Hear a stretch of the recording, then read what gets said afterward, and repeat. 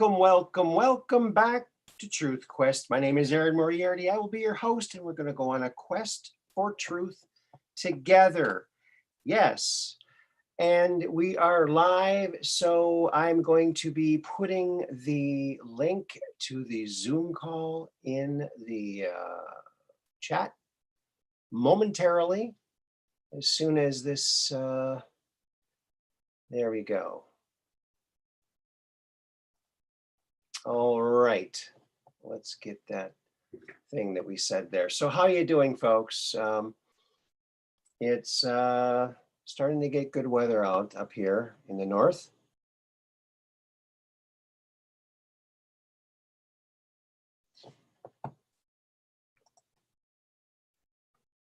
Hello, thank you. Real red pill girlfriend. Wow. Thanks. Yeah, I got to get the little Zoom link in here. Where is that? All right, we'll get her figured out here. All righty then. So how are you folks doing tonight?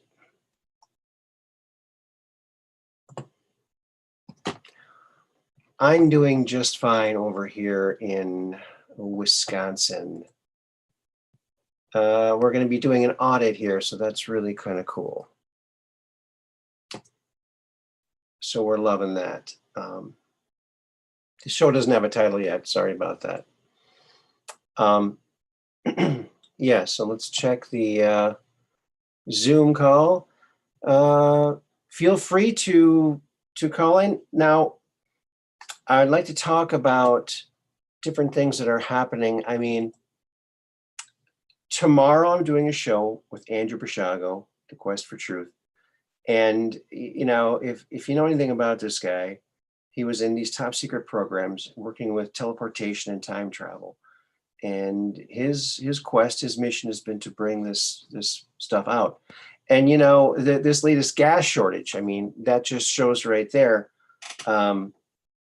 If we had teleportation, then gas wouldn't be as big of a deal to be out of gas. And if there could be shortages for any number of reasons, right? Am I right? That's right. So, boy, you know, Red Pill had a great show tonight. I encourage all of you to go and watch and sign up for Red Pill 78, the corruption detector, Zach Payne.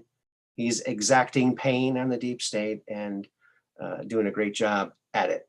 And he had a great guy, Clay Clark, on, which is kind of funny because I was just watching the X22 report, and he was on there today too. So, or maybe it was yesterday's show, but I was watching it today, right before Red Pill. Oh, that's very cool. A very cool, high energy guest. Like, wow, that guy was, he was really rocking it. Let's go back to the chat over here. Dark Brain. Hey, Dark Brain, how you doing? Yes, the Flowbee. Yes, the Flowbee. Now, do you want me to go and get the Flowbee and show it to you? I mean, there'd be a blank screen for a little while I go get it, but it's pretty darn cool. Yeah, anytime I need a hair, you know, my hair is getting long. I just get the vacuum cleaner. I put it in the bathroom. I hook up a Flowbee. Boom. Thank you, Red Pill Girlfriend. Oh my goodness, $9.99. Wow, I might be able to get some little accoutrements for my Flowbee. Thank you so much. Thank you for your generosity. I really appreciate that. And, you know, I had Red Pill on the show, and I totally forgot to ask him or talk to him and congratulate him about his speaking engagement. And so, yeah, after the show, I'm like, oh man, I just totally forgot to ask him. So I'll have to have him on again. And I hope that candidate for decaf. Yeah. Red Pill link. Yeah. Okay. You know what? I wonder if, hey, Mud Rabbit. Wow. Everyone's over here. This is so cool. You guys are great. What a cool family. What were we looking for again? Oh, the red pill link. Let's see. Well, I have his link here for Twitch, which is where I watch him on. Here's Red Pill's link.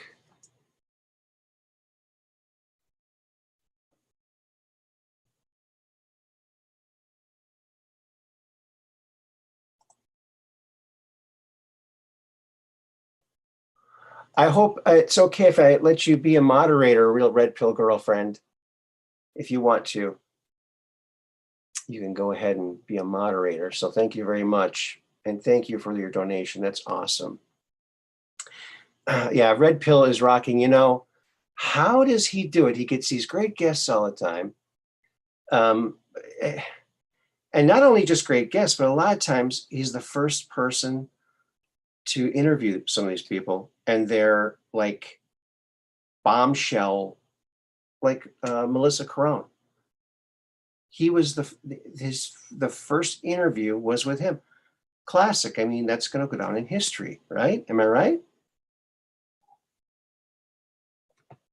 You know what, folks, too, you know, I don't know if a lot of you know this, but I'm also a, oh, thank you, Celibor. I'm not sure how you say that. I shared your flat dog theory with my son today. He really liked it.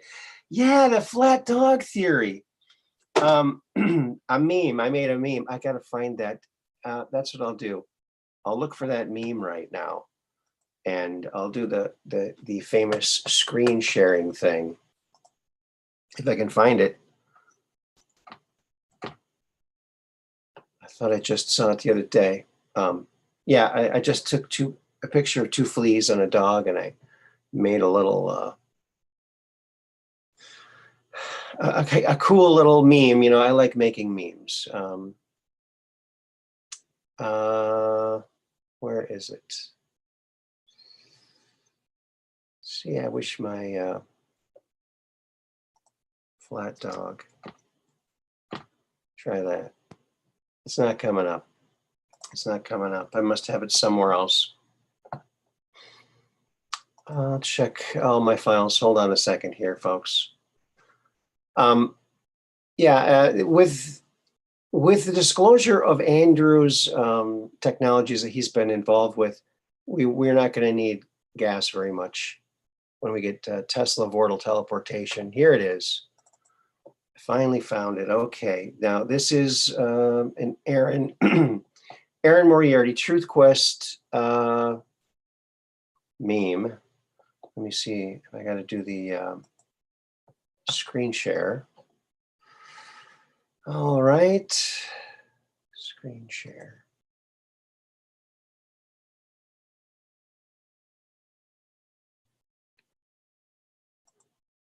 All right, we'll get it up here. Hold on, folks. There it is. And what do you think of that? Can you see it all, friends? Because sometimes now I won't be able to see what it is showing you. It should be showing you the, you know, I say the dog is flat. I say the dog is dog-shaped. The flat dog theory. You know, they have members all around the dog. You see, the fleas are so small compared to the dog. They can't tell if it's flat, kind of like us with the earth. So I just think it's a good one for that. Yeah. What did you think about that? Let me get back to the chat. Let's see. Yep, we can see. Thank you. Yes, there's the flat dog theory. Oh, good. Thank you. I like doing memes. Do you want to see more memes? Maybe I can show you some more memes. That sounds like kind of fun. I'm getting more used to this screen sharing thing. And let's see here. Screen share. Oops, wrong one. I think I just opened up another file. That stuff happens, doesn't it? Oh, yeah. Getting very hopeful that this election is going to get turned around, maybe sooner than later, it seems. But wouldn't you think? Okay, let's search for meme. I got a lot of memes on here.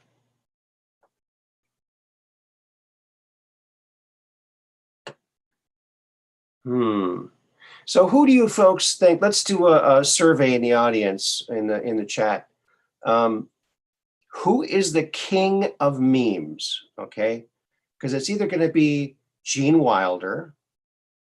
He's had a lot of memes. We're talking about two-dimensional memes, or DiCaprio, or the cat with the girls pointing at him. Which is the king? Okay. And in the meantime, I'll show you another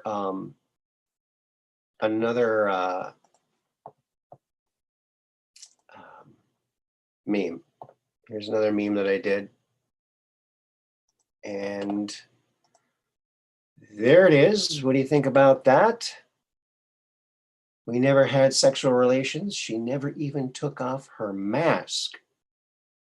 Yeah, well, that one, yes, I think that one went over well.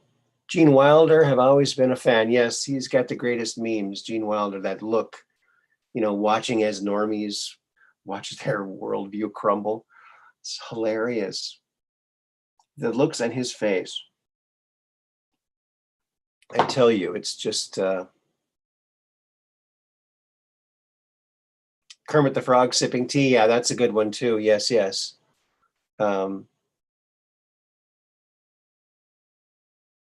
Audit now. Yes, we oughta audit the whole darn country, shouldn't we? Yes, we shall.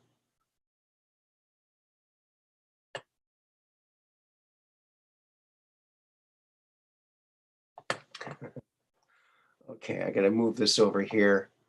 This is fun doing the screen share.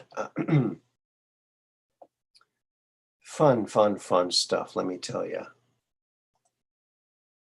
Okay, another screen share. Wait a minute, let's see.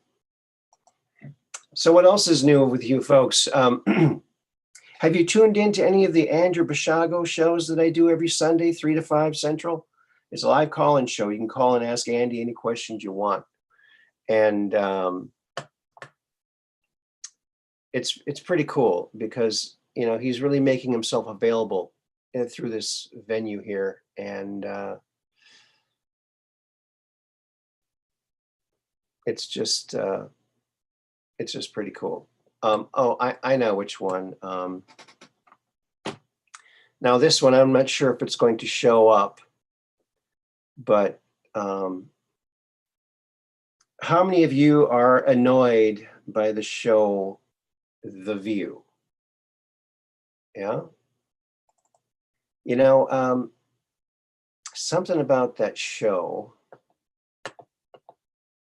that, I think that there's less and less people watching that show.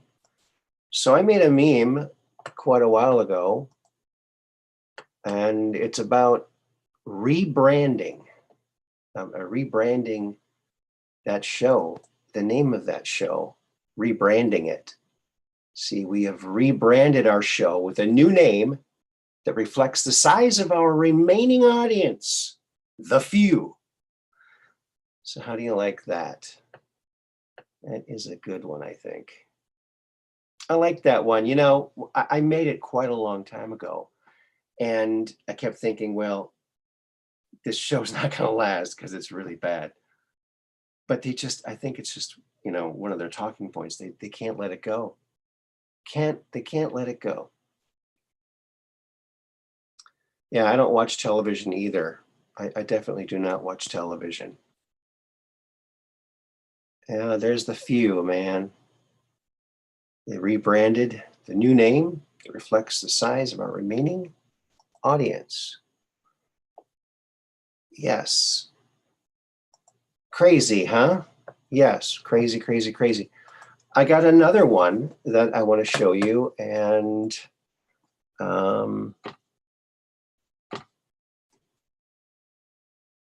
it's one that I am pretty proud of. Let me see. Where is it? It's here somewhere. I hope you're all having a great evening. I really do hope that you are.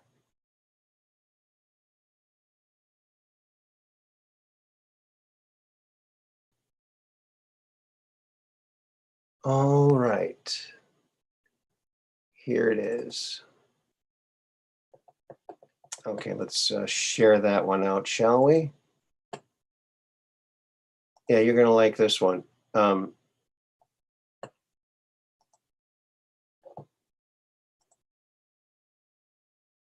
There it is, the largest volunteer army on Earth. The digital soldiers. There he is, Pepe. I think you can see yourself in there if you look close enough. We're all there, aren't we? All the freedom-loving, peace-loving patriots. There it is. I think that is. It's worldwide. Incredible. Larger than we know, for sure. Proud to be even just a very small part of it. Very proud. Very, very proud of it. I hope that you are too, because I'm sure everyone here has done something to help the cause along. I'd love the work that Red Pill does. His show is just fantastic. He's my news guy. He's the news guy. And I actually I drew that face of Pepe there, and I laid all those in there. Found that picture pretty cool. Actually, this was another meme before this, and then a friend of mine did the alteration on it. Did a little alteration. This is the final project. So 2 people did this. So yeah, I hope a lot of you can join me tomorrow. 17 people watching 17 minutes ago started streaming. Wow, 17. Can you imagine that? 17 people watching started streaming 17 minutes ago. Whoa. Okay. All right. I think that might be some kind of sign. Dark brain, real encouraging. Yeah, Pepe. He's a great guy.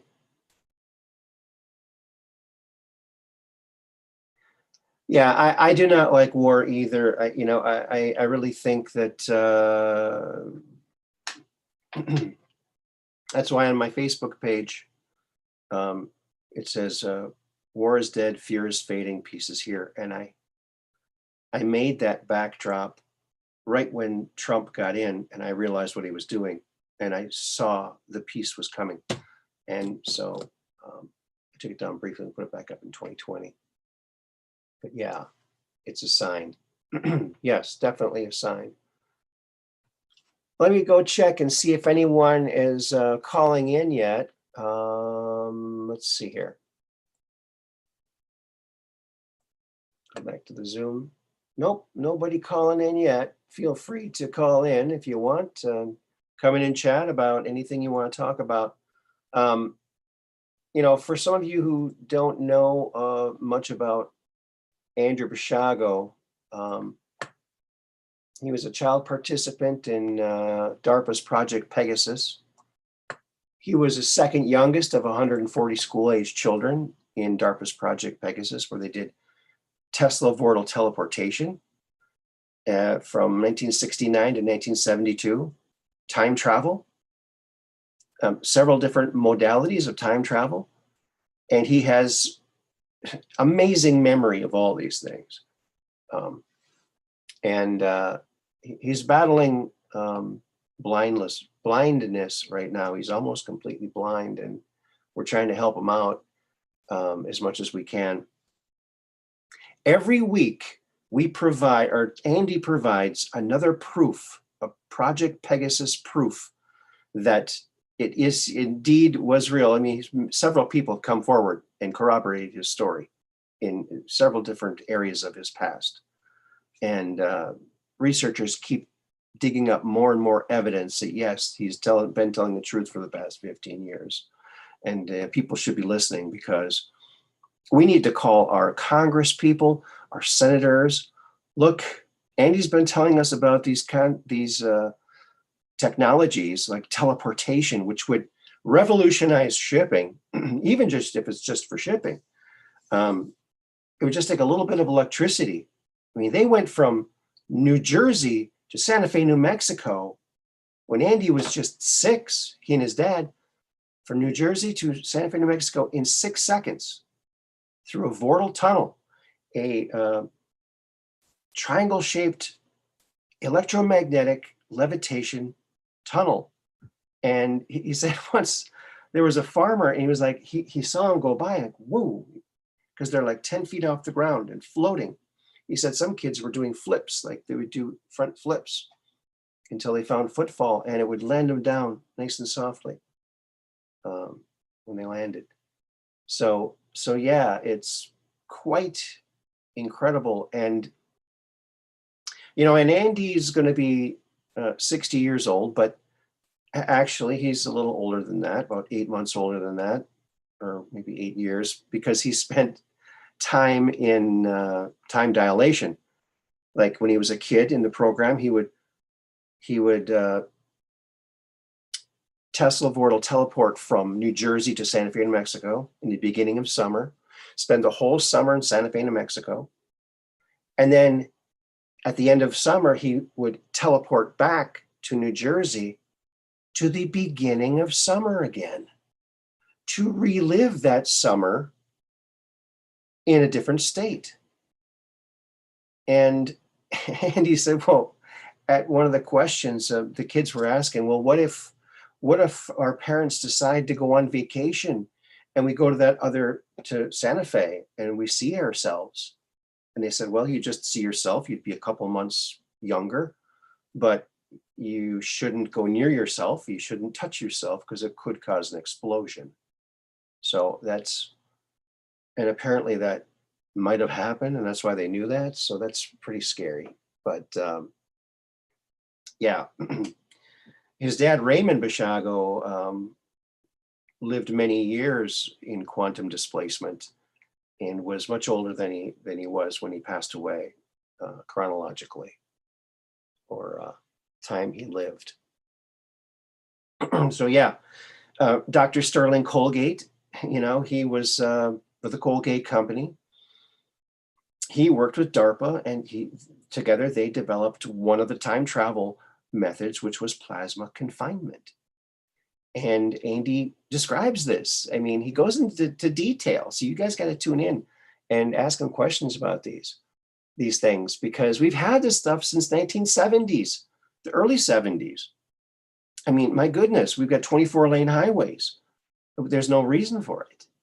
There's no reason to be shipping things across the country in trucks, in airplanes.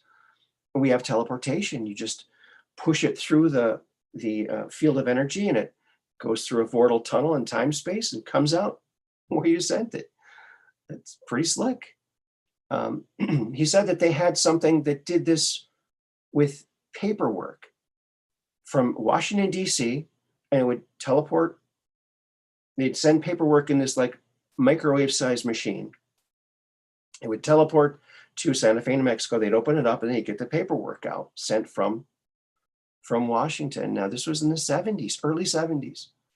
So, and a guy I went to school with, he went into the Army, and he witnessed a teleporter they had there, which would only work for armaments and ammo, but they could teleport to anywhere in the world with this apparatus. So it is being used.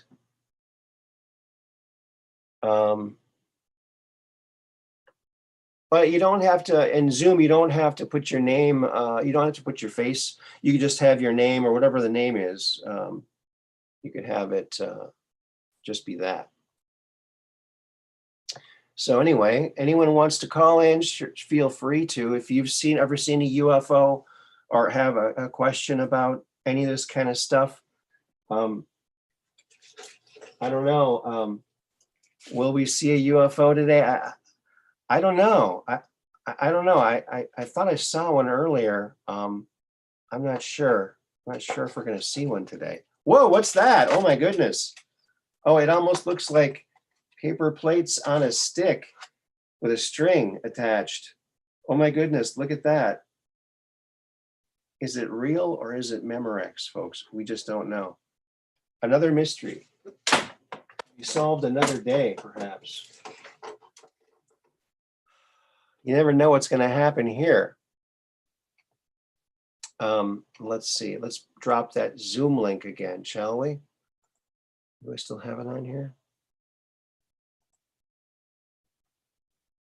Nope, that's red pills. All right.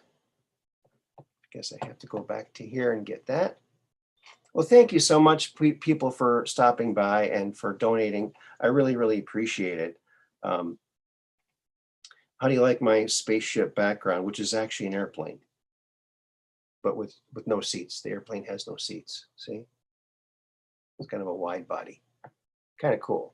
Very spacey. Okay, copy that. Paste this.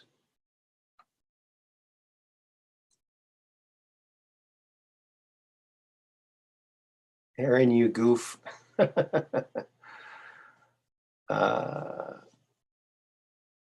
Paper plate. Yes, we want the truth. Yes, paper plates, when we have to, with all this seriousness, we have to laugh. We have to raise our vibrations. You've heard this. Well, there's no better way to raise your vibration than to laugh. Laughing it's good for your health. It's just good for you. I mean, it's good to laugh. And, in times like this, we really, really need to laugh. So I hope we all can laugh. So join me in the Zoom here, and you can talk about anything you want to talk about. Also, if you look through, all right. Let's see. Be graceful. Oh, smiley. Yeah, I'm a goof. I admit it. Yes, I am a goof. I wonder if I should put my P.O. box in the chat here, because I don't know if you all know this or not, but I'm a children's book illustrator and author, but these books, it's doing a weird thing with the background. I just illustrated these ones, and Jeff Foxworthy endorsed them because they help the children's hospitals. But so if you want one of these books, you can let me know. And they're great little books. Disney donated the paper, and Jeff Foxworthy endorsed it, and illustrated by myself right here. And there we go. This is one of the things that I've made over the years.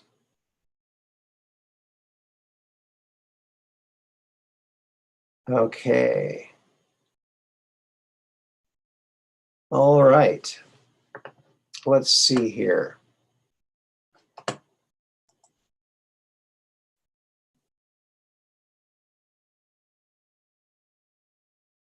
All righty then. Okay. I'm sorry for the dead time here, folks. I'm trying to see if there's anyone in the host. Nope, no one in the queue. Anyone want to chat? You don't have to show your face if you don't want to. Come and join the chat. Oh, thank you, Dark Brain. Be graceful. Thank you. You love it. Thanks. Yeah, that's the first book in the series, and then there's a second book called Popple's Place. See, in Popple, you see, Popple has no friends. he sits on a rock all day. And his aunt, he lives with his aunt, and she said, don't go in the woods, there's scary creatures. She meets all these characters, but they don't want to be friends with him because he's a people. But in the end, they decide, you know what, he's not a people, he's a popple. In this book, the critters build Popple his own little place in the woods, Popple's place, because when his aunt leaves, he has no place to go. So that's what that's all about. So it's a cute little story. They're all cute. Now, this is kind of cool too. Now in Popple's bedroom, you can see there's drawings on his wall. Now the orange one looks like a mummy. My son did that. The blue one, which is like a panther, my daughter did that one. And the author's two kids did the other one. So they get credit in the book too. So it's kind of fun. And you know, I think I sent Red Pill one of these. This is my coloring book for adults. It's called Color County. And it's a high definition coloring book because it's got all of the pictures and oops, this way, I guess. Flowers and places in Door County, and the shading's already there. So, you know, and all the pictures are on the back. It's done photographically. First one of its kind. It's a lot of fun and colored pencils, and you can do, you know, a masterpiece in just a few minutes. It's quite amazing for sure. And a whole lot of fun, and it relieves your stress. You know, something about coloring, you know, it just relieves your stress. Okay, that's cute. Thank you, Be Graceful. All right. Thank you all for coming. 21 people watching now. This is fantastic.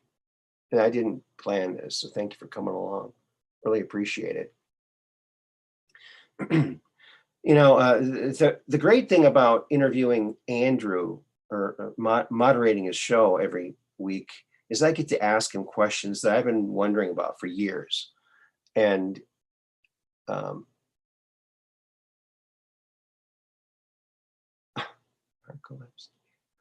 okay.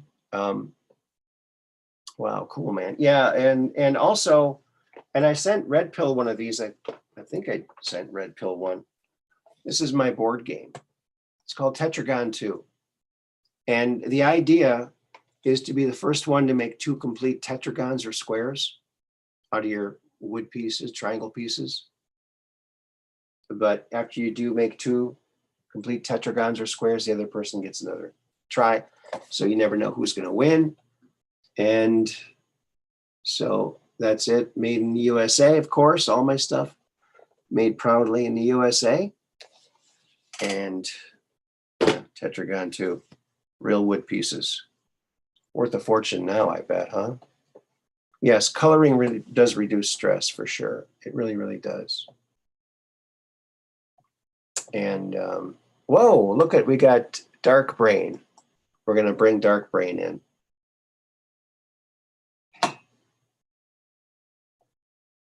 Hello, Dark Brain. Are you there? Hello? Oh, he's connecting the audio. All right. I hope you're all having a good time.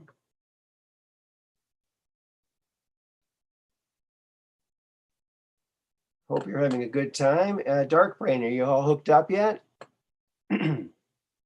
He's getting it all situated, it looks like. We'll get there. We'll get there. Hey there, Aaron. Can you hear me? I can hear you. How you doing?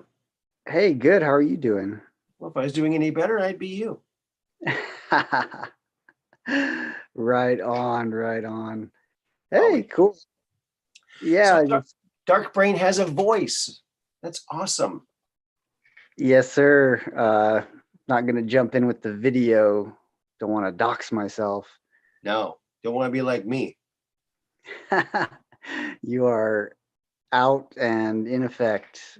Right on. I doxed myself. I even put my phone number on one of Thomas's shows, True Reporting. Oh boy, how'd that turn out? Actually, I made some really good friends, you know, I think 3 people called me from that so far.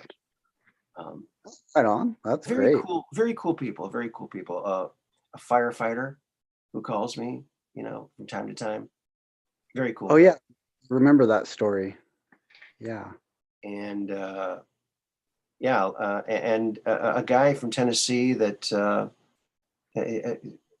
has some amazing things to say, and I'm going to get him on a show someday, um, with an alias and everything. So yeah. So what? So have you ever seen anything, like a UFO or a ghost or anything like that? I have seen UFOs, yes. Okay. Okay. Well, what type of UFO? Daytime, nighttime? What type of sighting did you have? Well, let's see. I haven't seen too many. I'm in New Mexico, so there's a lot of Oh, activity there. New Mexico is one gigantic military base. I would agree with that. Andy said that, you'll see like a little hot dog stand or a little restaurant, and you'll go in there, there'll be 3 people working there, and they have a trap door that goes to the tunnel to the underground part of the base that they really work at. I could believe that. So what did you see in New Mexico? Well, and in relation to underground tunnels, at the risk of doxing myself, let me just tell you that I'm in a I'm in a city where at years back they were drilling. They were drilling, and they claimed it was for a geothermal plant, like to drill down and hit that geothermal energy. And they were going to set up this geothermal energy, right? Mm-hmm. Anyway, they drilled night and day for months. You could see the Oh, lights. It, okay. it was a restricted area. You could see the lights up there drilling and drilling day and night. And then finally, one day they said, "Oh, we reached the area, and turns out there's no geothermal energy. We're shutting it all down. Okay, bye bye." And Whoa. that was it. And this was many years ago, kind of before the whole movement, the whole awakening movement.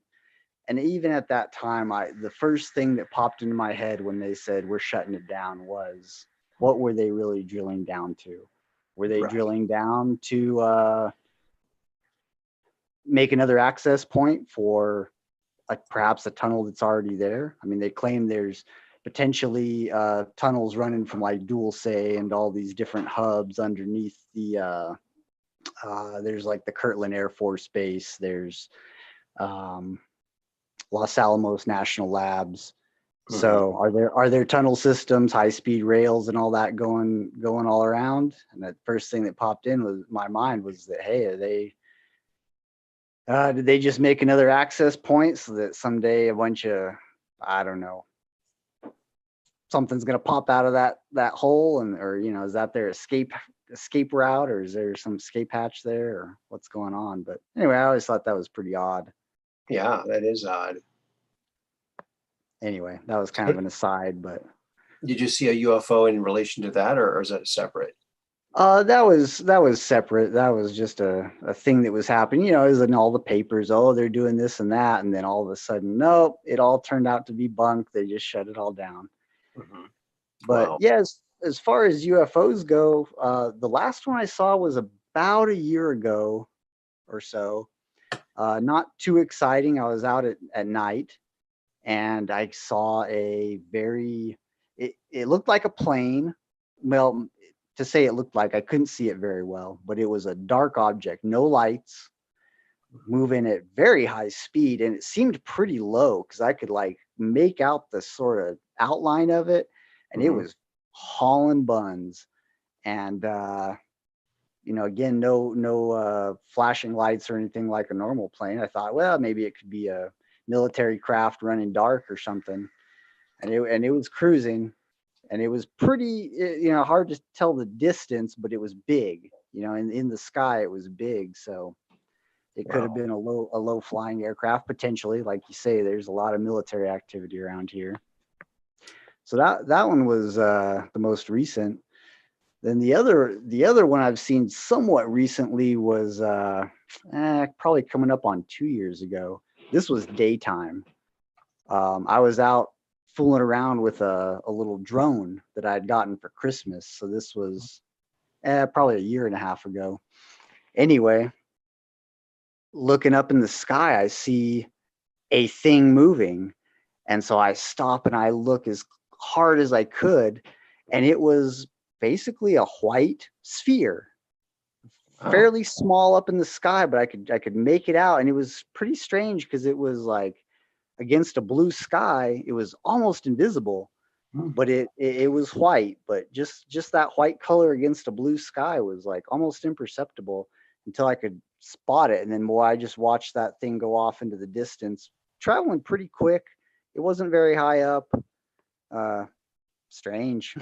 So how big was it at its biggest point? I mean, if you had something at arm's length and you're holding like a silver dollar, was it like that big or? No. At arm, I could see it fairly detailed, so it was not very high up. But at arm's length, I would say if I was holding out a pea or maybe smaller. Oh, like okay. Pretty yeah, small. it was very small. And at first I said, "Oh, is that a bird?" But there was no flapping, no deviation in its trajectory. It was just a straight line. Wow. And boy, it was really, really interesting. And then I checked I had a little camera on that drone. So I went back and scrutinized the footage to see if I could see it, but of course I could not. Oh, wow. Wow, that's pretty freaky. That is key. I saw a UFO, and this is what it looked like. However, it was silver, but this is exactly what it looked like. Oh, wow. It's the S4 UFO that testers made a model kit of. I actually saw this a year before it came out in a model kit, which I was very fortunate when it came out. But wow, that's exactly what it looked like. It had portals just like that, and it was about that big at arm's length, so as long as my index finger, and it was zipping back and forth and stopping, and it was daytime and it was clear as day, and when it stopped, it was just stopped. Oh my gosh, look, Real Red Pill Girlfriend made another donation. Thank you so very much, Real Red Pill Girlfriend. Ah, she's a sweetheart. She is. Red Pill's so lucky. I'll say. Yeah. Yeah, he better put a ring on that finger soon. Yeah, well, I don't think he's got anything to worry about. I think that they're really, really good for each other. You can just tell. Yeah. She runs backup for him in that chat like a barbarian warrior. Yeah, she's great for that. And I've had the good fortune of having Wheezy Girl on my shows on Sundays. Sometimes she comes by and helps out. So I know that she's been running herself really thin lately. So I just feel blessed that she has at all, so I'm very, very lucky. And I got Red Pill Girlfriend as my mod here. I wonder who else. Should I make you a mod? Do you want to be a mod, Dark Brain? Sure, man. No, yeah, so why are you Dark Brain? I mean, you're not on the dark side, are you? No, my brain's so dark because I never do brainwashing.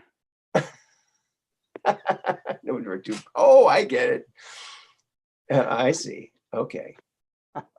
Or so I've been told. Okay, let's see. I'll have to make you a mod. How's that sound? Right on. Yeah, I'll do my best, friend. Thanks, buddy. Thanks, buddy. Yeah, I've done a little bit of modding over at TCO, the Called Out, and I do some modding on occasion for Bernie, Truth and Art TV. Yeah. So I'm not completely unfamiliar with it. There's a Bernie I want to get on my show. It's Bernie Mendez. You ever heard of him? The name rings a bell. He's one of the claimants that corroborates Andy's story. And he was hired by Nixon because Nixon didn't believe in this time travel thing and his teleportation. Okay. And he wanted Bernie to investigate it. and they put him in the Mars jump room with Andy and the rest. But he tells a story without getting into that too much. He tells other stories, like from way back in the 60s and early 70s, when he was one of the guys that was able to talk to extraterrestrials for the government. And so whenever they had the need, they'd call him or one or two other people that they had. And one particular time, the aliens had a question, and they brought in Bernie to see so he could communicate with these extraterrestrials and find out, what their question is. And the question was, they said, we're monitoring. This was like in the 60s, okay? Maybe late 60s. I'm not sure exactly. But in the mid to late 60s. So the extraterrestrials said, okay, here's our question. We're monitoring all your transmissions, your radio and television. We're monitoring all your transmissions. We'll see a transmission of a war. And we'll look all over your planet, and we can't find the war. Please explain this. And Bernie said, well, those are movies. Some of them are not real. We just, that's our entertainment. It's called fiction. It's not. And they were blown away by that because they've never heard of anything like fake that was a broadcast thing. And so I guess a lot of their officers lost rank with these aliens because they've made multi-year preparations based on their transmission. So in other words, we can thank Godzilla and the USS Enterprise, the Starship Enterprise, yes, Captain Kirk, for saving the planet because they thought that was real. That's pretty astounding. Wow. Well, isn't that freaky? That is pretty wild. It's kind of, there's a purity there. I mean, yeah. in a sense, it shows us kind of maybe a step we've taken wrong, and I kind of feel it too in the sense that in these days, for the past number of years, I've been just delving into truth. So the things that I can see are real, and even the things we see are real are fake often. And at this point in time, I cannot watch fiction. I can't watch a Hollywood movie or any TV show or any of that stuff. It infuriates me. I start seeing all of the Illuminati symbolism, and I mean, I start picking it apart to the point where I'm just like, I got to turn this off. Yep. And then jump back into some Red Pill or some Truth Quest or whatever it might be. But I hunger for the real, and it's hard to come by. It's a needle in a haystack. Yeah, it really is. I mean, it's but you feel it. You can feel the truth. It feels different than a lie. And I'm the same way. I can't watch movies. I mean, I was behind on watching movies to begin with. I haven't even seen Gone with the Wind yet, but I don't think I'm gonna. Thomas at True Reporting, he was doing these things where they show old movies, silent movies, and they did Metropolis. I saw some of that, yeah. And I was always like amazed at the special effects, like that robot suit. I mean, it looked like C-3PO back in the 1920s, but there was so much symbolism. My goodness. But of course it makes sense. If they have been in control this long, they're gonna be sticking their symbolism everywhere. It's wild stuff. Now there's a video that was released. It's like a 5-hour video. Have you seen it? It's the X Factor winner discloses a secret religion. I have not seen that. I heard you mentioning it, and I've been wanting to catch some clips of that. Yeah, he mostly goes over the. Well, I didn't see all of it yet, and I hope it doesn't get taken down. You think it might, subject matter like that, but it's the Freemasons. and the Okay. promises they make. He goes through. He's got the books. And he's showing you all the passages in the books and all the penalties that they give for telling secrets. And he's pretty sure they're going to kill him, you know, for this, I for leaving this information out, and his family. But he said he just can't not do it. So thank goodness for that. You know, I think very important information.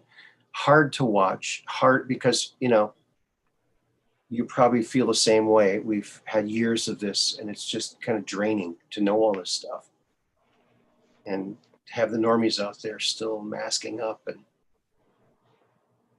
and not questioning anything. But you know, if you wear a mask long enough, your brain cells, you know, you lose brain cells.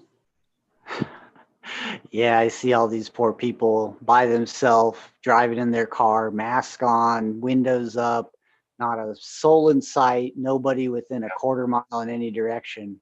Yeah, It's pretty sad. And trying to wake them up, I mean, you know, as far yeah. as that guy releasing the info, these people will fight tooth and nail to stay in their comfort zone. They have their small universe. Mm-hmm. Where they know everything. Everything's comfortable because they have a worldview that they know exactly what it is, and you do not want to shake them out of that violently or abruptly, because they will fight violently to stay in there. It is a serious serious thing where they've been conditioned to fight for that delusion. Mm-hmm. Yes. Yeah, It's pretty sad. it is. You know, I just thought of another thing. Your name, Dark Brain, reminded me of something, which I think is very important, and everybody should know this. There is a video out there on YouTube from a few years ago, maybe 3 or 4 years ago now, where these scientists and doctors, they were studying mice, and mice with Alzheimer's and dementia, where they lose their memory. And they drilled a hole in the head and they put a fiber optic in there, and they flashed light at like 46 hertz or something like that, or 47, fast, rapid flashing, which, you know, triggered the amyloid plaque removers to in the brain to start cleaning up all the things they clean up, and it brought the memory back of the mice. And they said, well, this is miraculous, but we can't be drilling holes through people's heads. Well, let's do an experiment with the eyes, because the eyes, the optic nerve goes right to the brain. Maybe we could put them in a darkened room, flash the light, and it'll go through their eyes. And it had the same effect. They had to do it, you know, a couple times, you know, day after day, but it had the same result. They got their memories back. Oh, wow.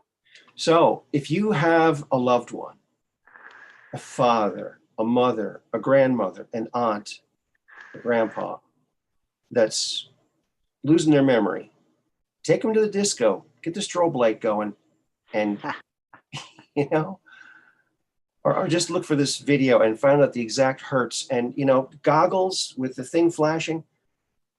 I mean, it would be so easy, but that's like number 1 or number 2 moneymaker for big pharma is dementia and Alzheimer's. So if they could fix it with just the flashing goggles, then they would lose a lot of money, but it never should be about money. No, that's sad. I almost feel like they probably know that cure works. They know that they could put it out there, and they don't want to. Yeah. So many of the cures seem almost simplistic or basic in their function. Mm-hmm. Royal Rife, you know, you give the body a particular frequency, it'll kill bacteria and viruses, but cancer cells, etc., but it won't kill the viable cells. Right. Hydroxychloroquine, you throw, whoops, maybe I shouldn't have said that, but zinc. Hydroxychloroquinones, you throw that in there, and it's you know, tried and true. Yeah. cure for so many things. It's been around for decades, Hmm. and they tell you, nope, it'll kill you. Don't 70 do it. years. 70 years. And the military prescribes it over 200,000 times a day without incident. Yeah, their soldiers got to go in these Yeah. very, very unclean areas where they're Yep. probably drinking some pretty poor water. And yeah, they know you want to Yep. prevent malaria, you give this to them. Has no And side remember, effects. there were 4 African leaders who were against this draconian downlock, and they all magically got it and died. So Yeah. when people berate Trump from for promoting the what, but if he hadn't you know eliminato, maybe, I mean, it's these people they don't have any morals or any scruples, um, but that's what I think possibly might be part of it. But I would tend to agree. This weekend, Trump came out with a statement saying, "Oh, I want to get credit for putting mhm, in our Operation Warp Speed," yep, and where he gives the mention. The internet's blew up with that on the Patriot side, etc. Boy, it just went supernova. mhm, And I've got strong thoughts on that, but in my opinion, it had to be done. yeah, As in my opinion, we were headed for years-long lockdowns. The country completely shut down. As people have pointed out, they could have then come up with a mhm, vaccine that was approved by all the deep state agencies, the FDA and the CDC, and all these mhm, corrupt things. And at that point, it could have been mandated. Like, you mhm, will get this, public health orders it. All these deep state governors could have said, you're going to get this thing, or you're going to be locked in your homes for under mhm. quarantine, all that. Anyway, in my opinion, it had to be done to just get this thing out there, uh, make it such that it's emergency use only, so that now we're given the choice, take it or no, or don't.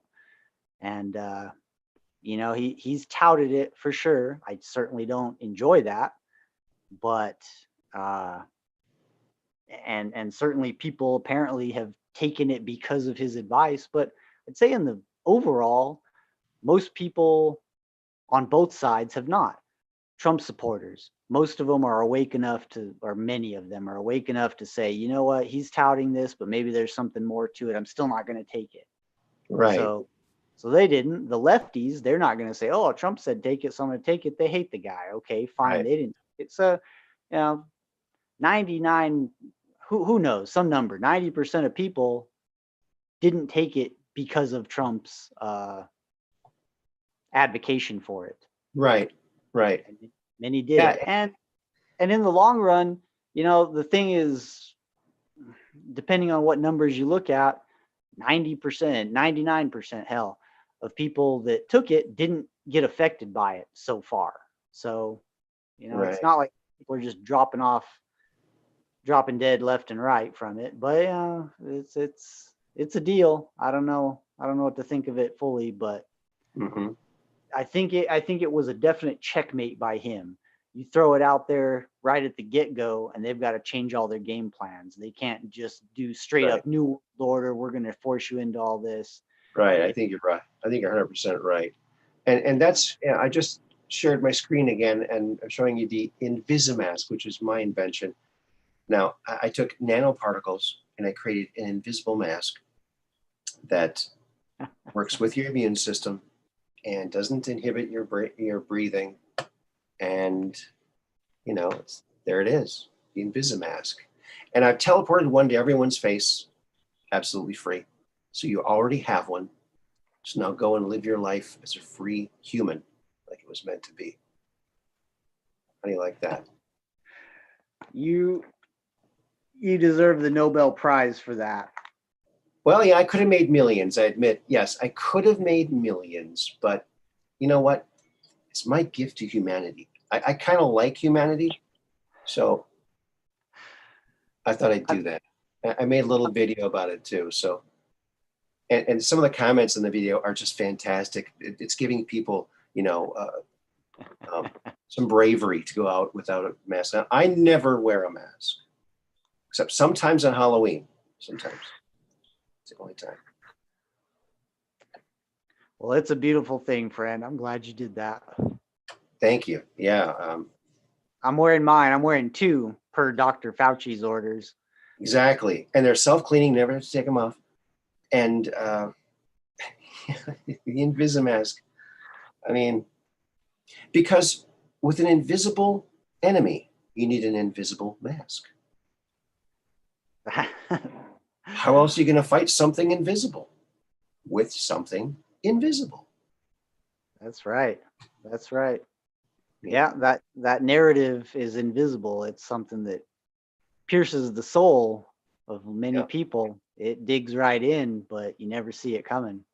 Exactly. Let's see.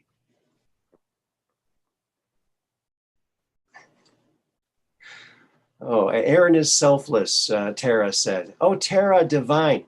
There's a song called Oh Tara. Have you heard that, Tara? By the Knack. It's a great song. You heard that song? Oh Tara. Oh Tara. Oh, oh. You squeeze my heart and then you let it go. Pretty cool tune. But oh Tara. Yeah, probably before a lot of people's time. I'm kind of an old timer. Now, my little brother remembers seeing a UFO over Lake Minnetonka when I was a kid. We used to live in Mound, Minnesota. And I do not remember it. He swears up and down I was there. And he said it looked like an upside down helicopter over the lake, but with no propeller.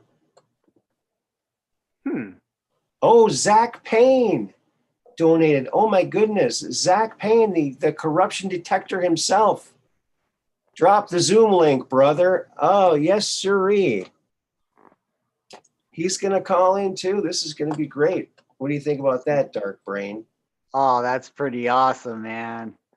Yeah, you got the best guests. Man, I'm in good company. I can't believe it.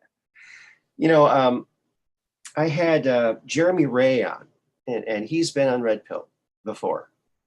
He's a MUFON guy, and he was in Hangar 1. That's right.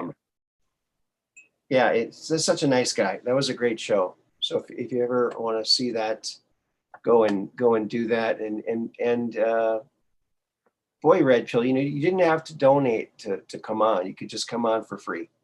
But thank you. I appreciate it. If I get enough money, I can, do something about my lighting here. I have this, a jug over a light for my lighting, just to get it just right. Yeah, my $7 lamp with the water jug on top of it. Yes, it works good though. Tara Divine. Hey, Aaron, if Red Pill's, Zach Payne's going to be jumping on here soon, let me hit you with my my best UFO sighting. Okay, great. Let her rip. All right, let her rip. All right, so this is my crowning achievement in the UFO sighting realm. I was blown away. So this was probably at least 10 years ago. This was in I was living kind of in the middle of town, standing outside with about 4 friends, and over town, and not okay, flying over town, there's this orb on fire, I guess you could say, almost like a firework. It was multicolored, changing colors. It was not very high up. It was extremely low. It starts coming in from the west, traveling east. Somebody points it out. What's that? I see it, and I'm like, oh my gosh, what is that? This thing is, it's like an electrical fire or kind of like a firework, but it wasn't a firework. It was traveling extremely slow. It's traveling extremely slow. It's oh, hey, I see red there on There it Chi-Chi. is. Hey, buddy. How you doing? Hey, Red great. pill. Dark Brain was just telling us about his UFO experience here. I know, I was listening. Don't let me interrupt, man. Keep going. Okay. All right, here we go. So this thing's traveling extremely slow, super low. I jump up on this cinder block fence so I can get a better view above the tree line. I mean, it's low enough that it's like going below the tree lines. And it's just cruising along, dripping fire. Like maybe not flames, but stuff is dripping off of it. Like incandescent, kind of like a firework. Mhm. Anyway, and it's making this strangest sound, like a very high pitched, almost electrical sound, multitonal, changing tones. It's like I'd hate to try to mimic it, but it was just like kind of weird. It was like but really high pitched and Wow. sounded like some kind of weird strangest thing I've ever seen in my entire life. Wow. And I'm balanced up on the top of this fence, walking around trying to see it. And we're watching it go all the way over, finally just kind of go below the tree line there. I thought about jumping in the car and trying to follow it down to the river.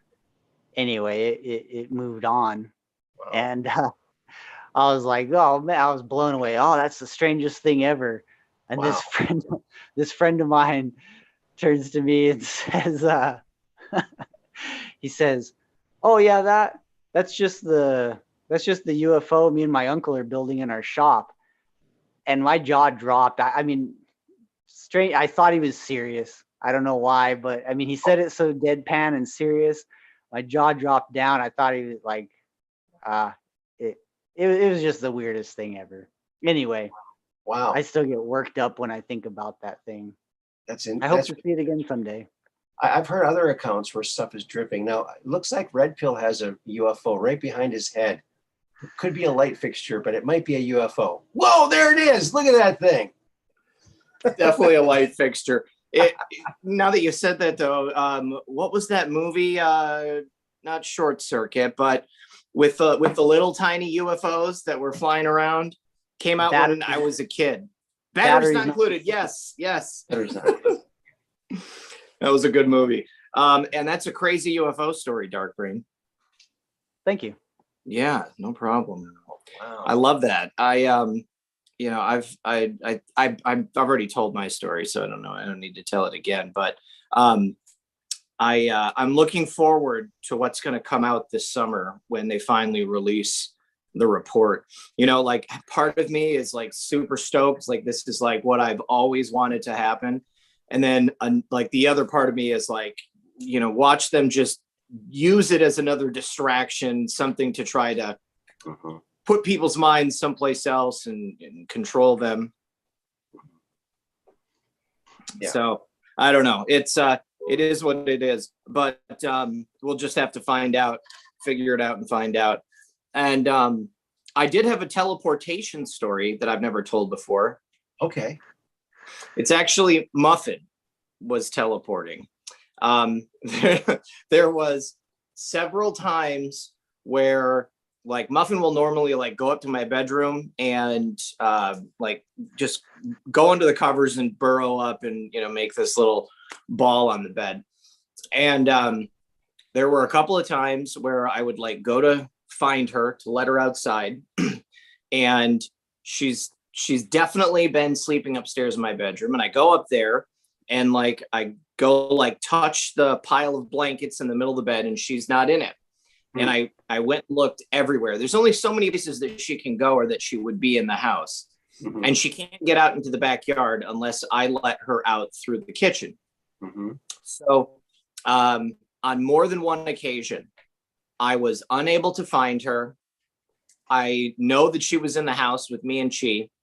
And I went out in the backyard and I found her like already out there, just like romping around and playing and stuff.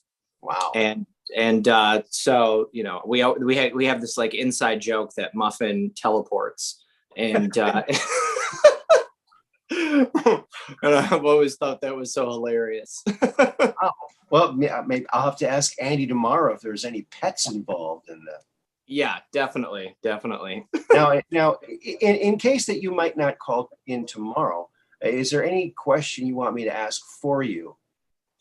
No, not off the top of my head, but I mean, like, I think that once I hear him like speaking, just about the situation again, there have been, innumerable questions that have popped across my mind over the years listening to him.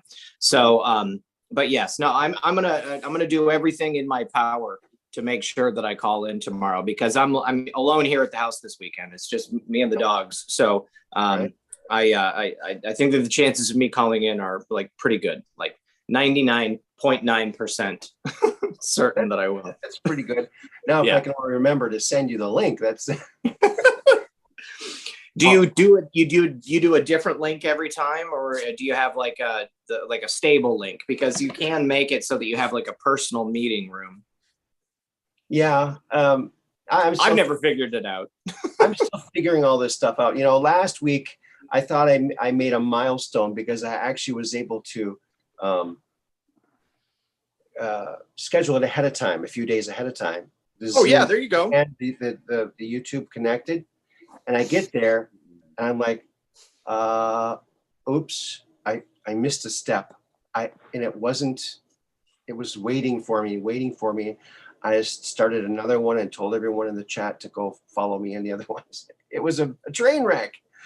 So it happens to everybody as they're learning how to do it. So don't feel bad. Yeah, I bet. Yeah, it's very strange. So so I usually send out the Zoom link separately, and then when I'm on Zoom, I just go hit live, and then it goes live. So, right on. But then I have to do some manipulation. I've never just streamed with Zoom before. I mean, I suppose it would be a much easier way to do it than OBS. Have you been playing around with OBS anymore? OBS. Yeah, OBS. You mean OBS is the streaming software outside of Zoom that you can use. That's how I do like transitions and go to multiple screens and stuff. OBS? I'll write it down again. It's free. Oh, the other thing I felt really bad I didn't talk about, because I wanted to talk about your speaking engagement that you have coming up, and also to congratulate you on all the lives that you did, like with J.R. Majewski's. I thought that was fantastic. Thank you. Yeah, hopefully we can do it again soon. Yeah, but this is your first speaking engagement. This is going to be fantastic for you. Yeah, I'm pretty excited. There's going to be a lot of great people there. And I don't know how long I'm going to be speaking for. I think that I'm going to be doing something myself, and then I'm going to be part of a panel with a couple other people. But however it happens, I'll have it filmed so that I can then upload it on the channel too afterwards. That's cool. Yeah. You know what I do? I made up some business cards, and I hand these business cards out when I go out, and it's like for my YouTube channel. That's great. That's a really good idea. I mean, I should probably do that. There's Skinny Bob. Mm-hmm. You know Skinny Bob, right? Yep.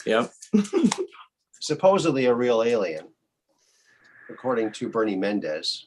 That was the alien that they kept at Area 51, right? They kept coming in and questioning him, and at one point he jumped up and. No, this was a different one.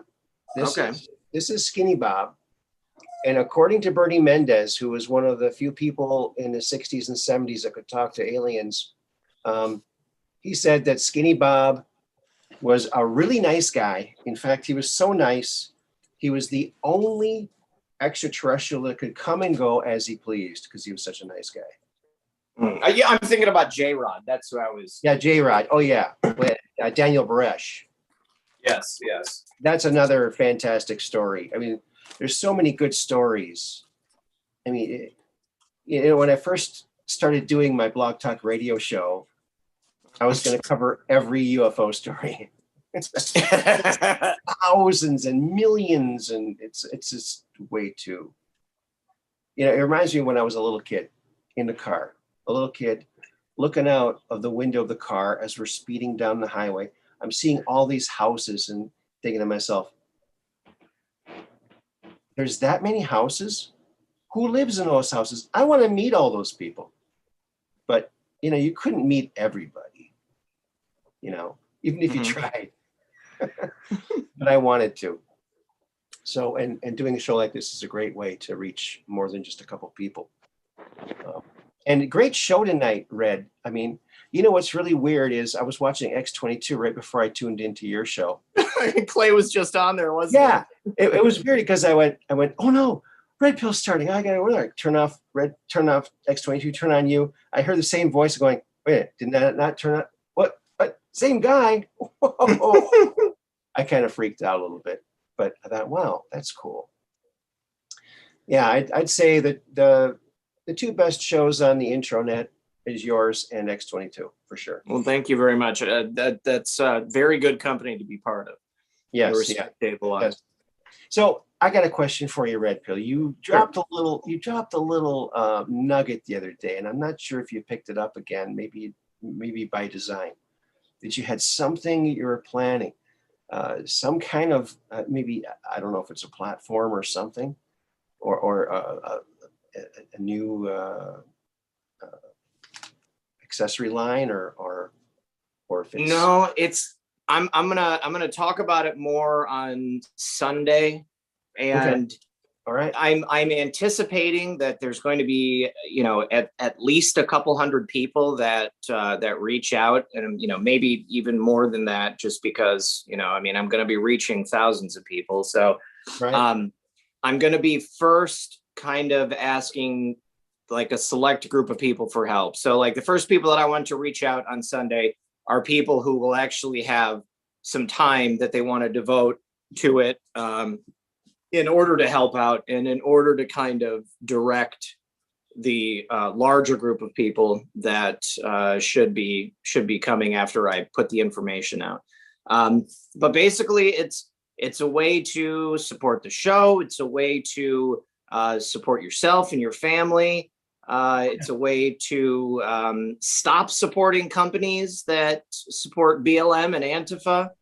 And it's super easy, and that's all I'm going to say right now. But when it comes down to it, you know, I mean, it's a win-win situation for everybody, and it's you know, what's most important to me is supporting American businesses, and giving everybody an opportunity to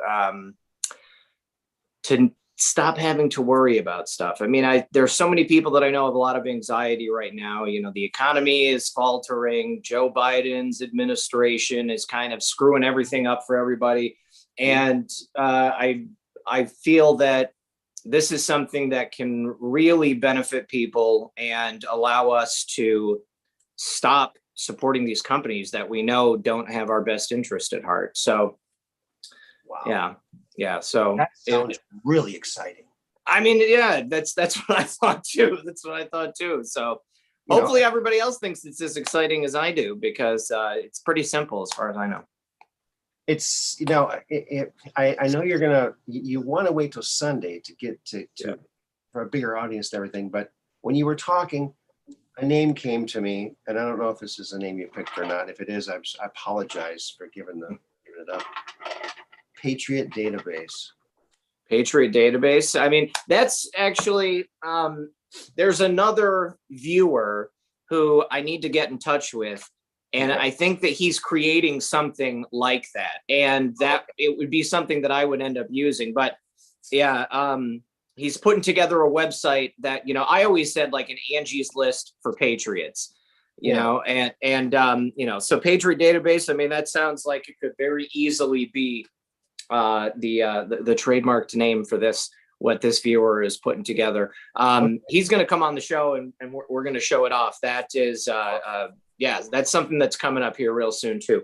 I need to reach out to him, and I don't know if he's watching right now, but if you happen to be watching, go ahead and send me another email so I can find it easily.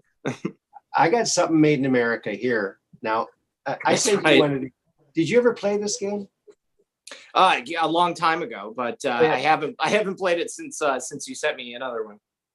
Okay. Yeah, they're only like five minutes a piece to play a Oh. game. Well, maybe next weekend when Lisa and I are together, I'll pull it out again. Cool. Little dog.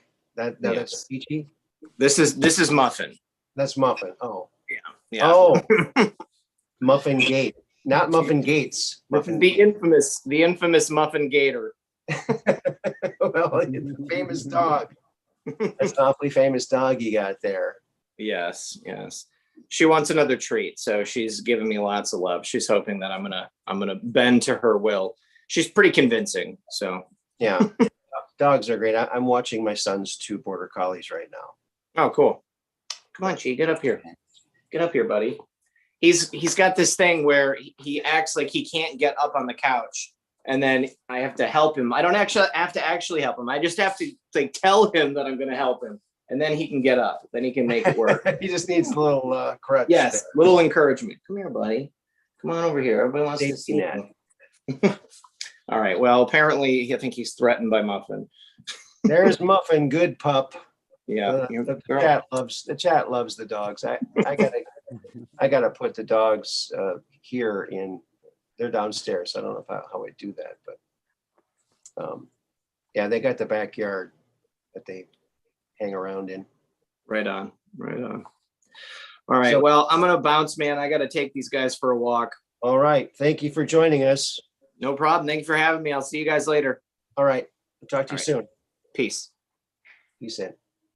All right. Well, that was a treat. That was a treat. Thank you, Red Pill. Dark Brain, you still there? I'm still here, man. Yeah, that was great, Red. Thanks a lot. Red Pill's a cool guy. He's like everybody's friend, He's such a nice guy. Yeah, he's a genuine person. I mean, He's the kind of guy you want for a neighbor. Definitely. I'd be okay with that. He'd be a great neighbor. Yeah. Yeah, I'm so proud of him. I really, really hope that he gets his YouTube channel back because, it's just no fair what they did to him. And just for a differing opinion on things, in a land of the free, home of the brave, and freedom of speech. It's just it's bizarre. It's totally bizarre.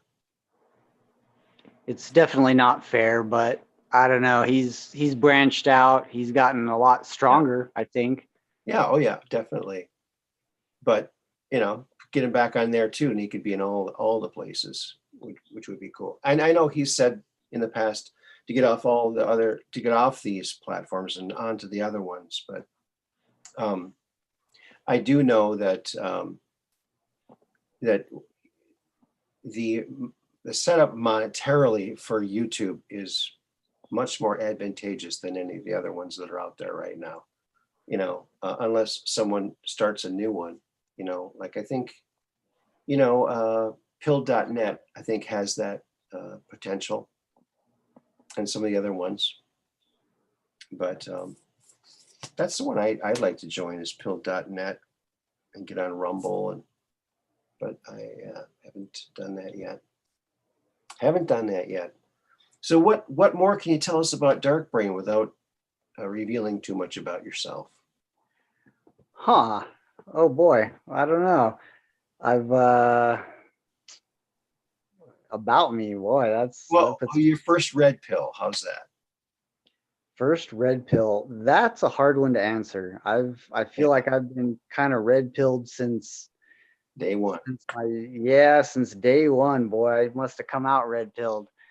9/11 was a big one, as most people say, but for me, I was always watching this stuff. I grew up in a Christian household. Mm-hmm. I had often seen people talking about the New World Order. I mean, back in the 80s and 90s, mm-hmm. people were warning about this stuff, saying there's going to be this New World Order. There's going to be, all this draconian in lockdowns and one world government, and it always scared the hell out of me. But I always looked at it, and then I could see all the little bits and pieces coming into play. Mhm. During the 90s, it was still ongoing, and then come 2000s, 9/11, and then here we go, right in with it, with all of it. So like 9/11, the first thing people say, oh, where were you and all this. I was in college at the time, went to a friend's house or something, and then there it is on the news, all the big stuff. And Wow. the first thing that came to my mind, and probably the first thing I even said to them, was they're going to use this to, everything you see on here is going to be lies. They're going to twist this into how do they or how do they take our freedoms? Mhm. This is used to take our freedoms. And I could see that coming right away. And sure enough, then it was, Patriot Act and the whole 9 yards. Mhm. Once that stuff started coming out, then that was when I was pretty adamant to a lot of people, like, look at what they just put in with this Patriot Act. Mhm. Yeah. They now have the ability to commandeer all of our resources, all of our means of production. Everything's written in there. It's just Mhm. it's a power grab. Yeah. And from that point on, I was kind of screaming into the void, perhaps, but it's been pretty on ever since. And then later on down the road, I started looking at, say, Alex Jones. Mhm. Say what you will about the guy, he got to give credit where it's due. He woke up a lot of people. Yeah. And as awoke as I was at that point, that guy had some serious info. And then I start looking at, years later, looking at 9/11 truth videos that show, tower collapsing in its own footprint, and the whole gamut. Yeah. One other little contextual thing that came about from Andrew's testimony is in 1971, I believe it was 71, I think it was 1971, when he was a child still in the Project Pegasus. His dad, Raymond Bashago, who worked for Parsons and was in the Project Pegasus as well, he showed Andy a film looped footage of an airplane hitting one of the Twin Towers. Now, at this point in 71, only one of the towers was partially built. The other one wasn't even started yet. And they knew the day, they knew the date, they knew the time.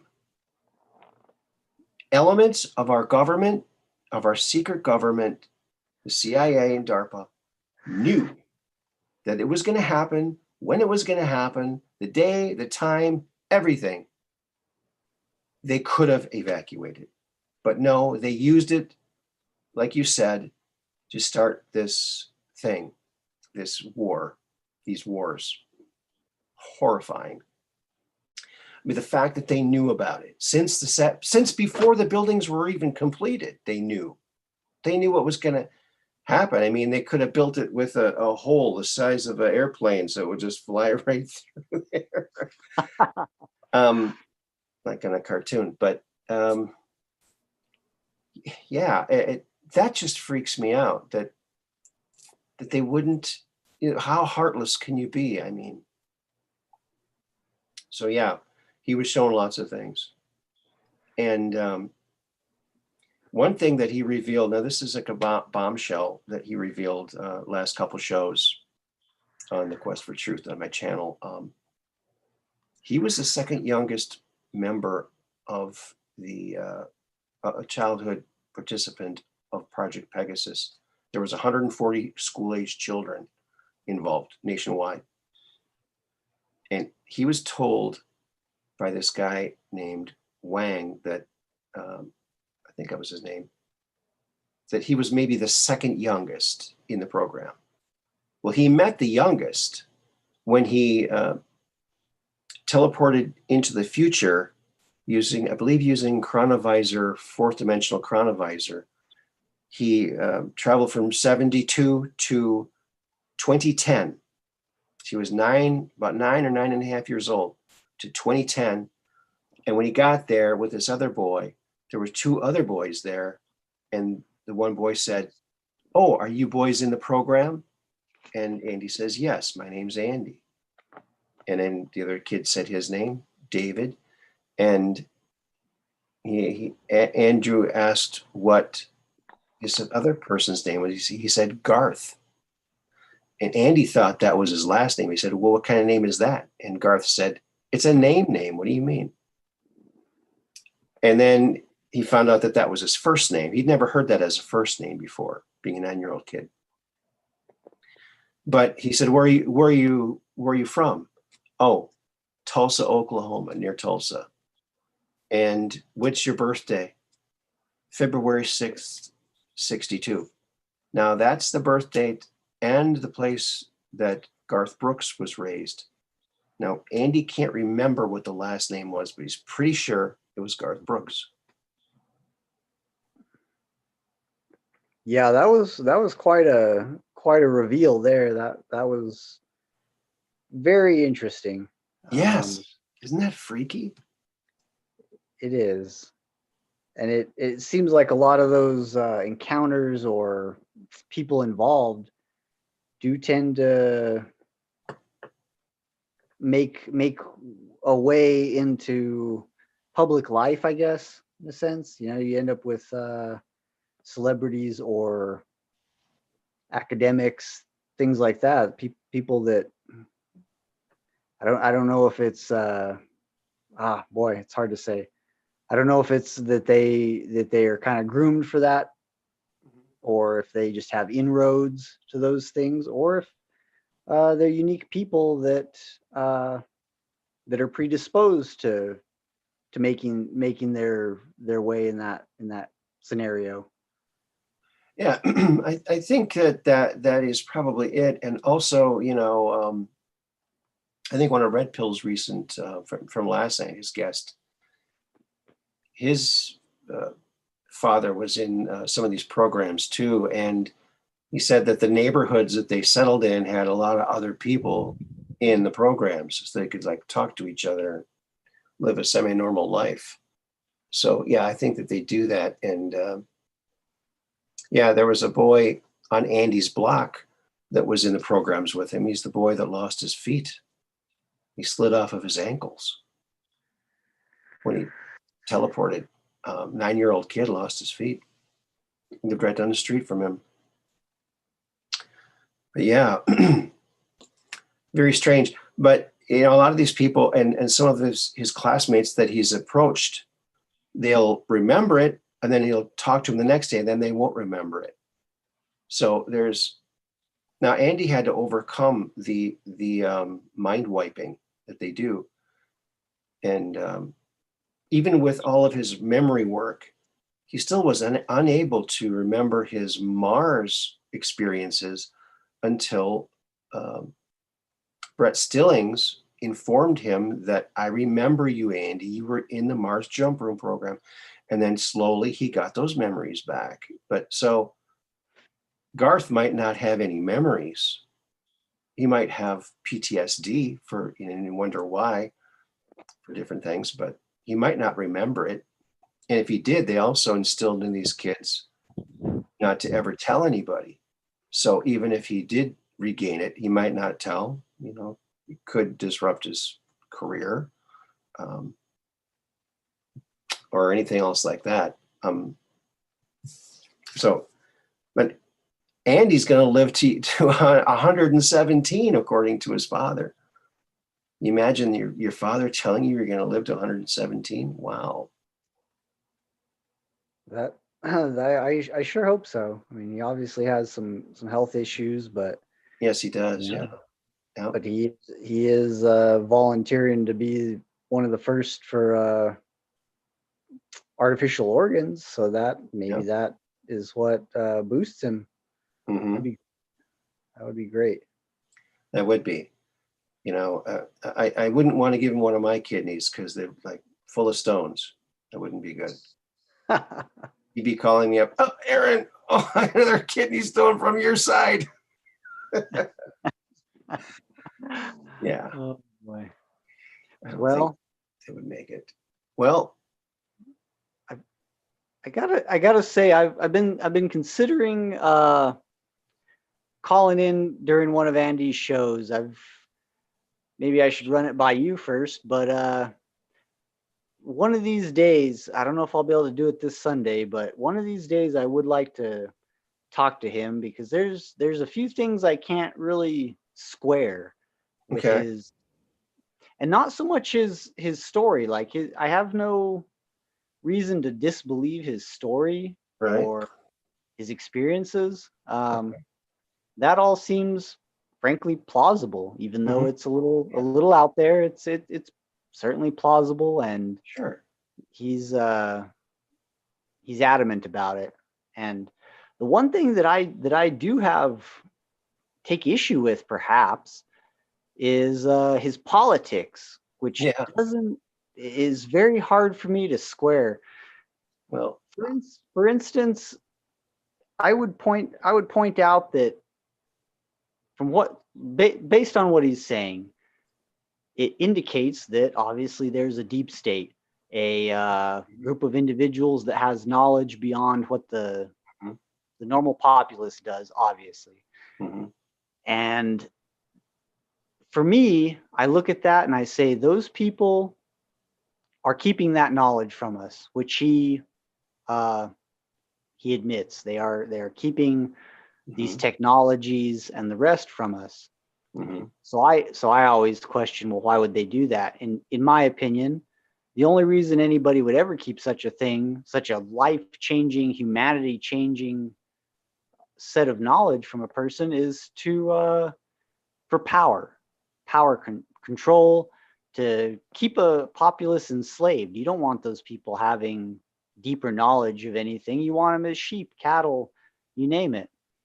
So knowing that there is that group purposely keeping people ignorant of deeper truths, Mhm. that tells me they're the enemy. Okay. So in the same way, uh, so for him, then, when he talks about, well, for instance, like the Hillary Clinton, he talked Mhm. well of her. He met her back in Sure. the day, and Sure. she was fine then. Okay, well, people change, et cetera, and everybody has their opinion on the Clintons. I certainly have my Sure. opinions, Sure.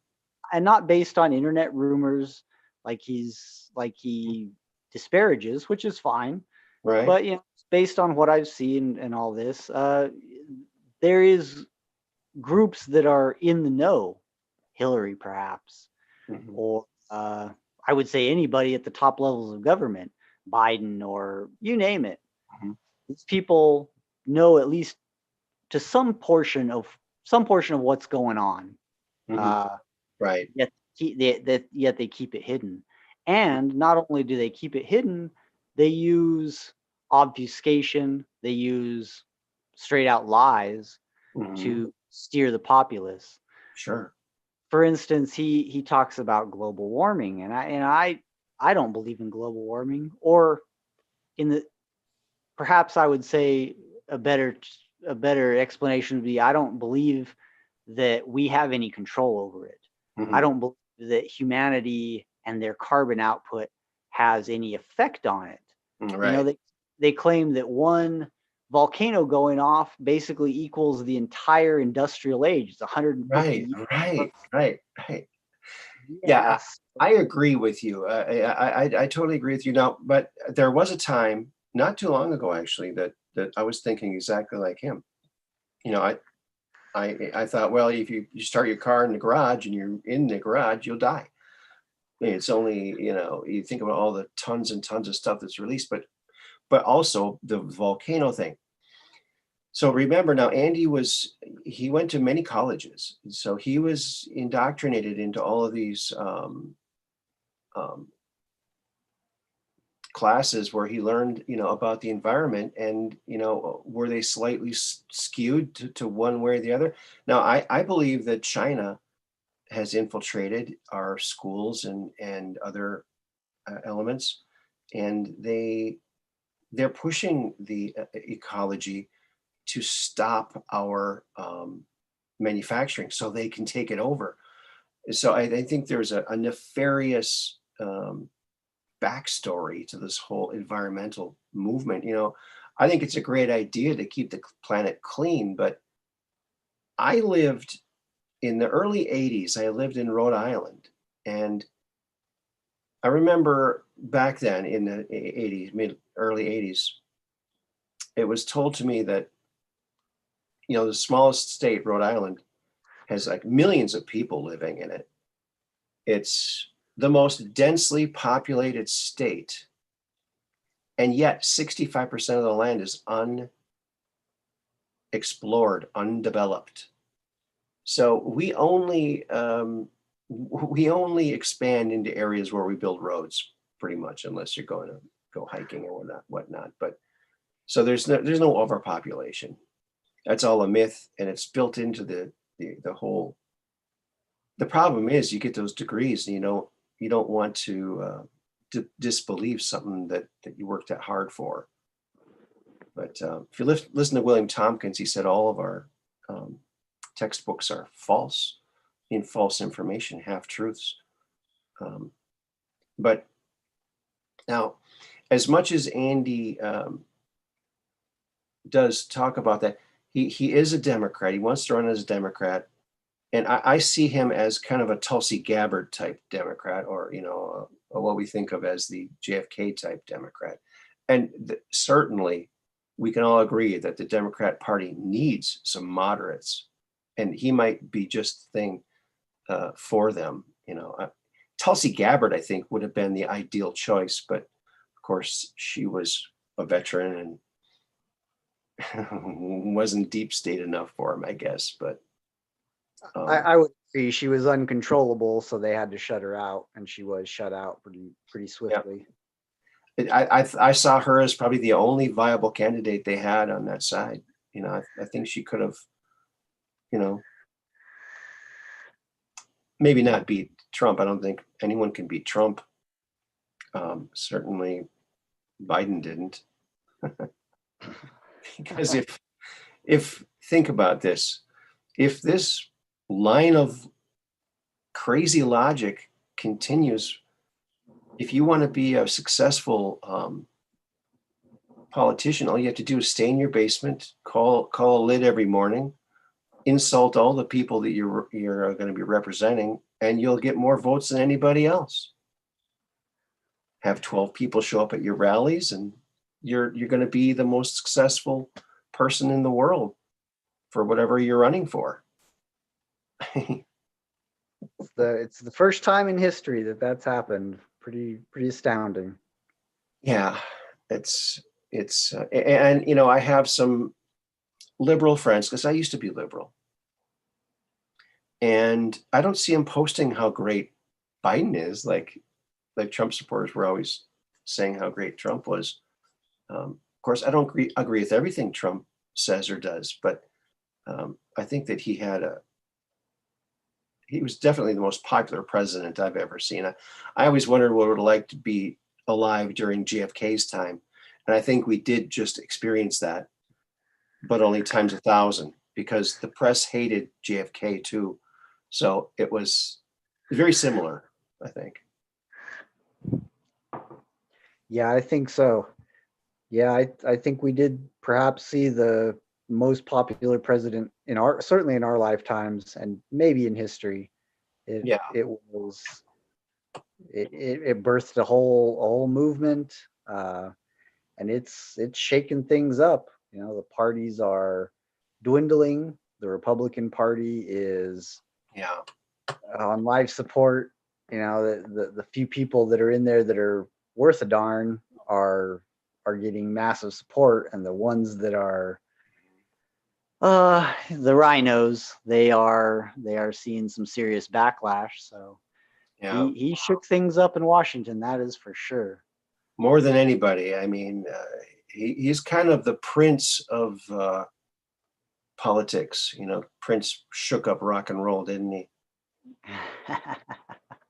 That's right.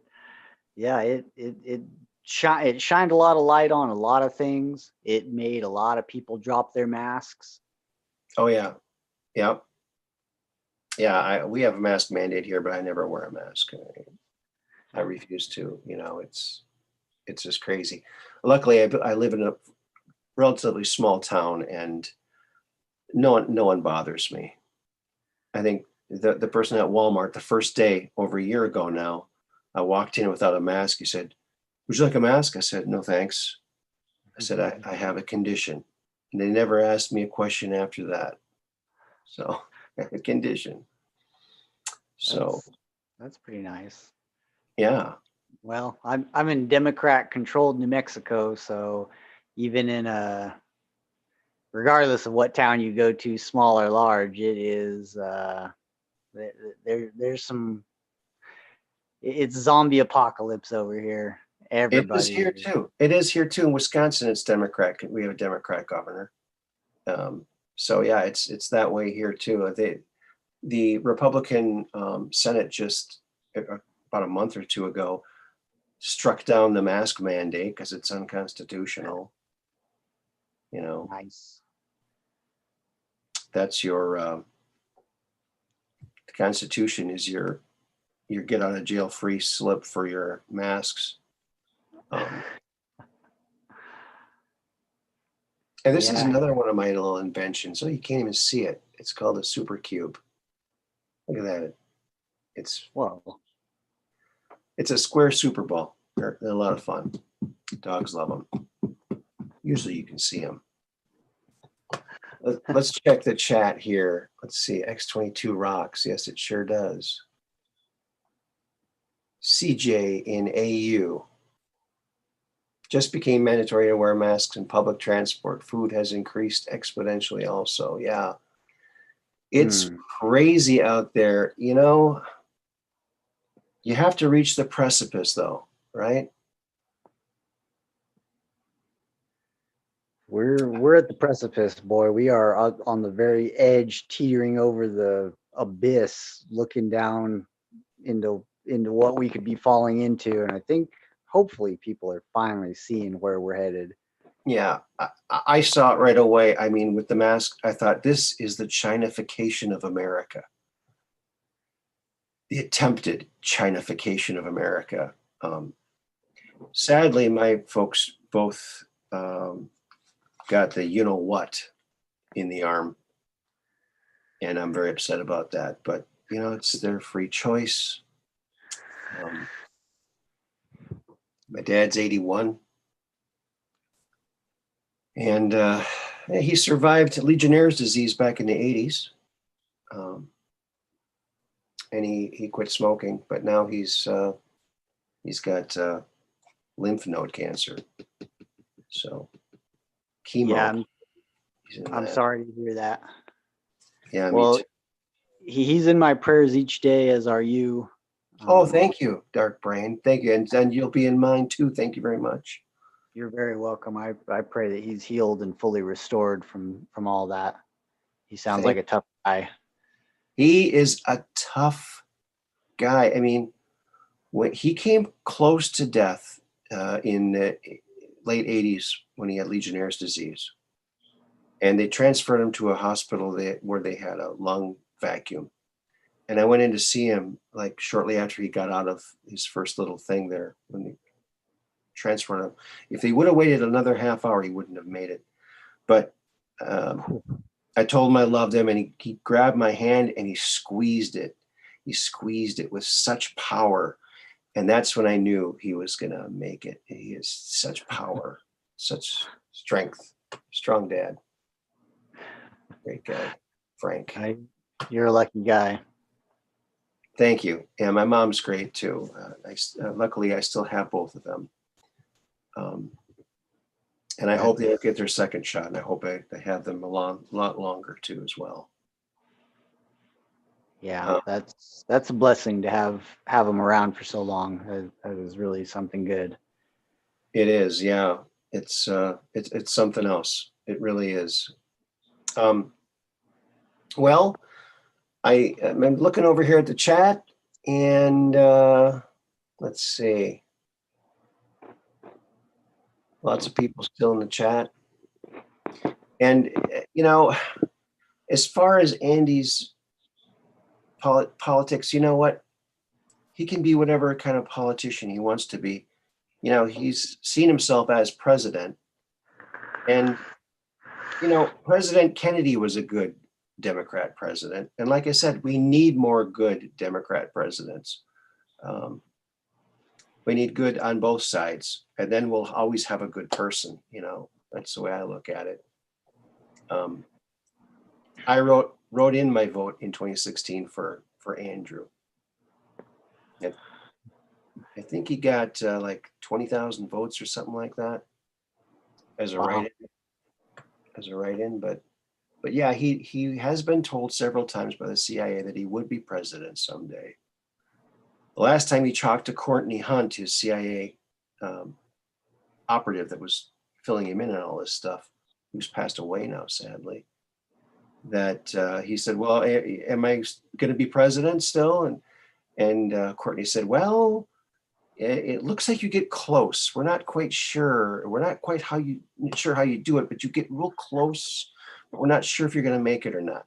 So the timelines are shifting at the time. So maybe he'll be president on his timeline, maybe not. But I think it'd be good if he did. I mean, maybe he's Trump's running mate.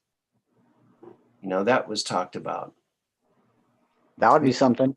Because he's coming around to Trump. I mean, I've been talking to him about that, and he's been hearing from some generals, and he understands what's been going on. So he's, but my favorite thing about him is that he talks about is indeed his experiences, and all the details, the small little details, like if they're when they propagate the past event into the lab through the chronovisor pointed at the 8-sided bismuth crystal, and it propagates the past event in the lab, they can immerse themselves into that holographic version of the past, of actual past. If they're in there longer than 15 minutes, they solidify and they're at the event at that time. At that point, they have to insert like a little soccer goal, and they run towards the soccer goal and jump through it, and their feet get heavy and they come back to the lab. Very strange, but there's all these little details that I had never heard before. And it's always exciting to hear what the next proof is going to be for Project Pegasus. Yeah, it is exciting to hear. I'd love to see that. Look at those past events. Boy, I'd give my third nut to see something like that. Well, he did experience subjective moments in his own future when he was president, when he did declassify teleportation and some of these other things.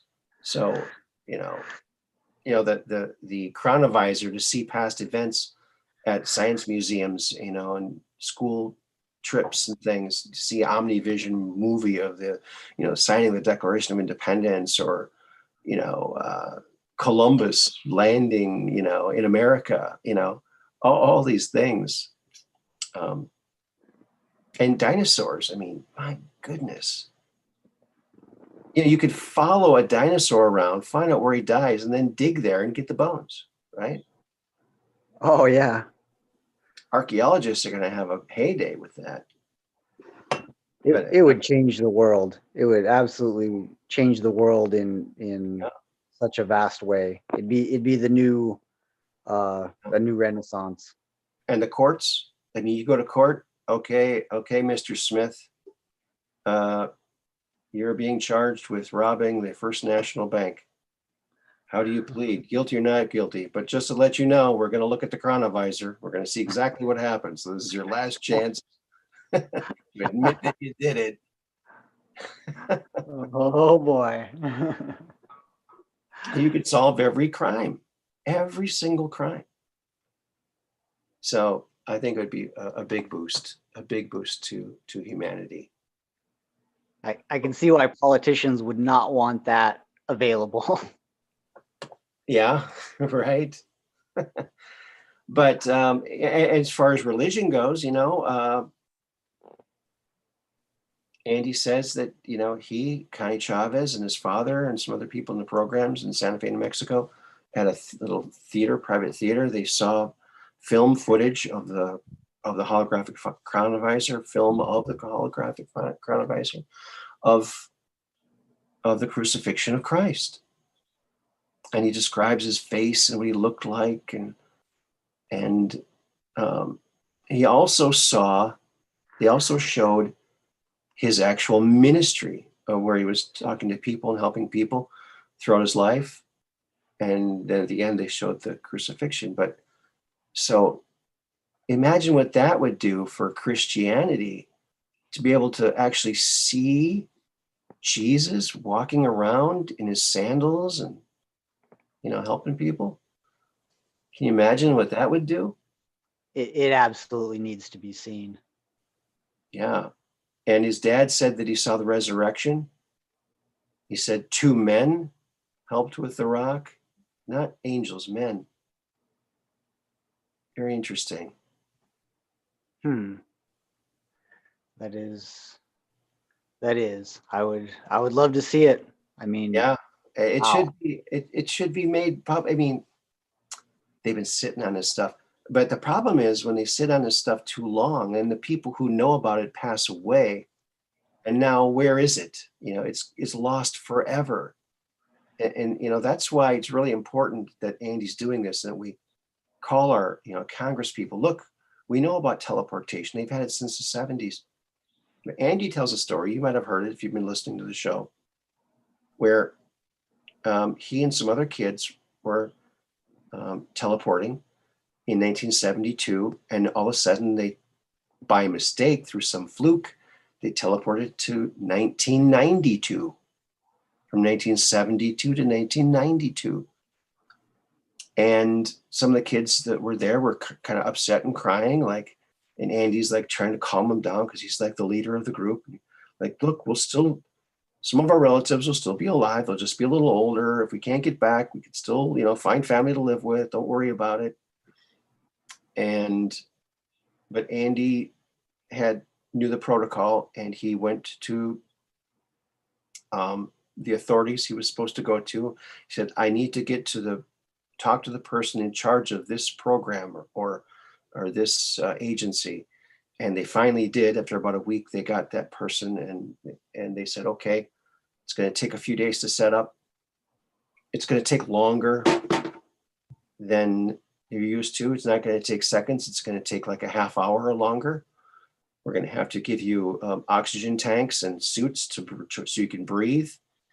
And he said, we'll get you back. He said, well, now we've learned a lot about teleportation since the 70s, but we've also forgotten a lot.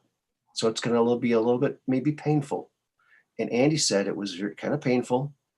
And halfway through, this angel, this lit up kind of light being angel, appeared in the middle of the tunnel.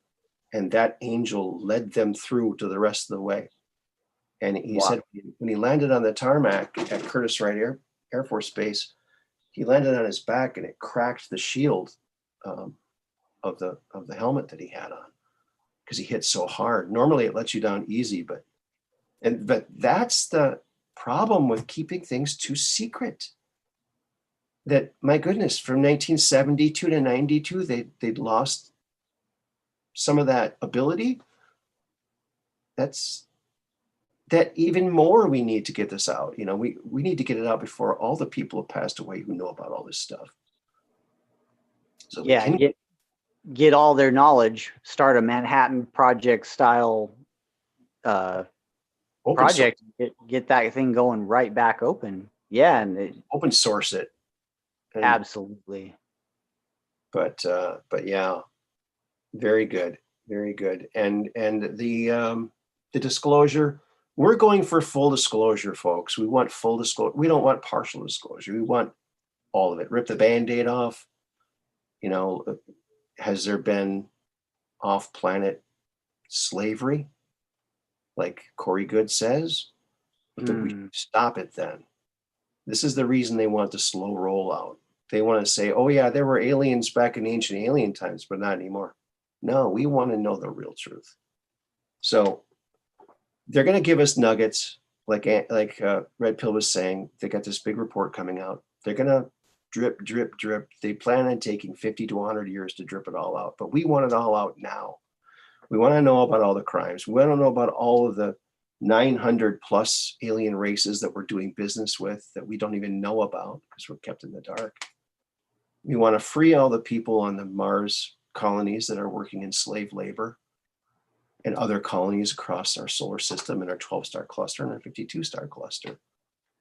Because I do believe that we do have an infrastructure out there and it needs to be given back to the people. And we need to clean up our act and be the good people we know we can be. You know, that's my 2 cents. I fully agree. I think, we all know that it's a slow disclosure, that it's, they're not giving all the info, obviously. I look at this new set of, UFO vids from the military, and it's this black and white, grainy, no definition, awful video. Like, what are they filming it on? They're filming it with a toaster. Couldn't somebody glue a GoPro camera to the bottom of that plane and we'd have high def, full color? But no, they're giving us this little thing. So we know that they're keeping the info. They're giving us the bare minimum, if even that. Yeah. And some people are saying that latest, that grainy green triangle thing isn't even a craft. It's just the aperture of the camera that's shaped that way, or so they're letting stuff out that can be easily debunked. Another thing that the what was it, something to the Stars Academy, they released a picture of what they said was a UFO. It was clearly a chrome mylar letter, like from some wedding or something. Oh boy. It was like a letter. You could totally tell. But yeah, there's so much real stuff that we all know about. All of us that have seen UFOs, know that we saw something. You saw something spewing that. A lot of people say it's like dripping metal, like burning metal or something. Dripping metal, burning. That's a good way I would describe it. The Rendlesham Forest, that there's some talk about that in that case, and there's another case too. I can't remember the name of it that talks about that as well. But yeah, we need to know this stuff because we got people trying to fill laundry baskets with gas. I mean, did you see that? I mean, a laundry basket has holes in it all the way up and down. She's on the phone. She's got her mask on, and she's at the gas station trying to fill up this. She's probably still there trying to fill it up. Why is it leaking? Maybe that's why they have the shortage, because this woman, it just won't fill. Yeah, I mean. And that's a kind of a reason that I feel like there is a group that is trying to keep people in the dark ages. They want people dumbed down for control. Oh yeah. With disclosure, it seems like it could be, like I said, a new renaissance. If you give the people the info and basically set humanity loose. Humanity is a very there's so much ingenuity, there's so much brain power, there are so many savants and geniuses out there that, given that info and told, hey, run with it, humanity will find a way to just exponentially increase upon what they've seen. So we could be to the stars already. We could have so much more in the realm of technology and enlightenment spirituality, the whole gamut. Yeah. And I think it's evident that there is a concerted effort to keep people down, keep people dumbed down. Yes. Yes. You know, I taught daycare years ago, like 1999, 2000 time period. And, you know, there was this big push to be accredited. You had to have certain things in your classroom. And they were really pushing, like you had to have diversity, which is great. You know, I even made like an earth with all different colored kids around it holding hands. But as nice as that was, I see that now as the first little step to indoctrinating this, you know, cancel culture, racism, bogus push. I mean, it's just, but when you have the media behind you, you can do anything you want. Nothing has to make any sense. You just repeat it over and over, and the plebes just believe it. Some of the plebes, but I don't think that most of them do. No, it's straight out of the Marxist playbook to just, you know, preach diversity, and again, you know, diversity is a good thing in its place, but then the institution of it is, okay, throw all these diverse, disparate groups together and let them battle it all out, see who the winner is. And while they're doing that, it keeps their eyes off the puppet masters who are in the shadows doing, you know, making all their moves. Mm-hmm. It's Yeah. divide and conquer tactics, I suppose. Yes. And look at the way the media turned the 6th event, the event on the 6th. I don't need to say any more than that. And only one person was shot. And did you hear that they found out who that person was? They released the name. I have seen that, yes. Capitol police officer was a immigrant, I think from Brazil or something, and for some foreign country, and was a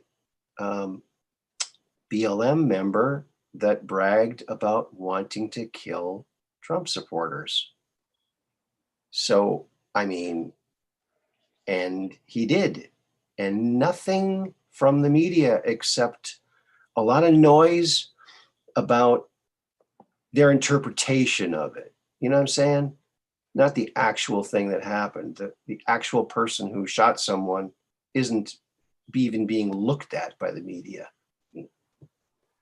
Isn't that bizarre?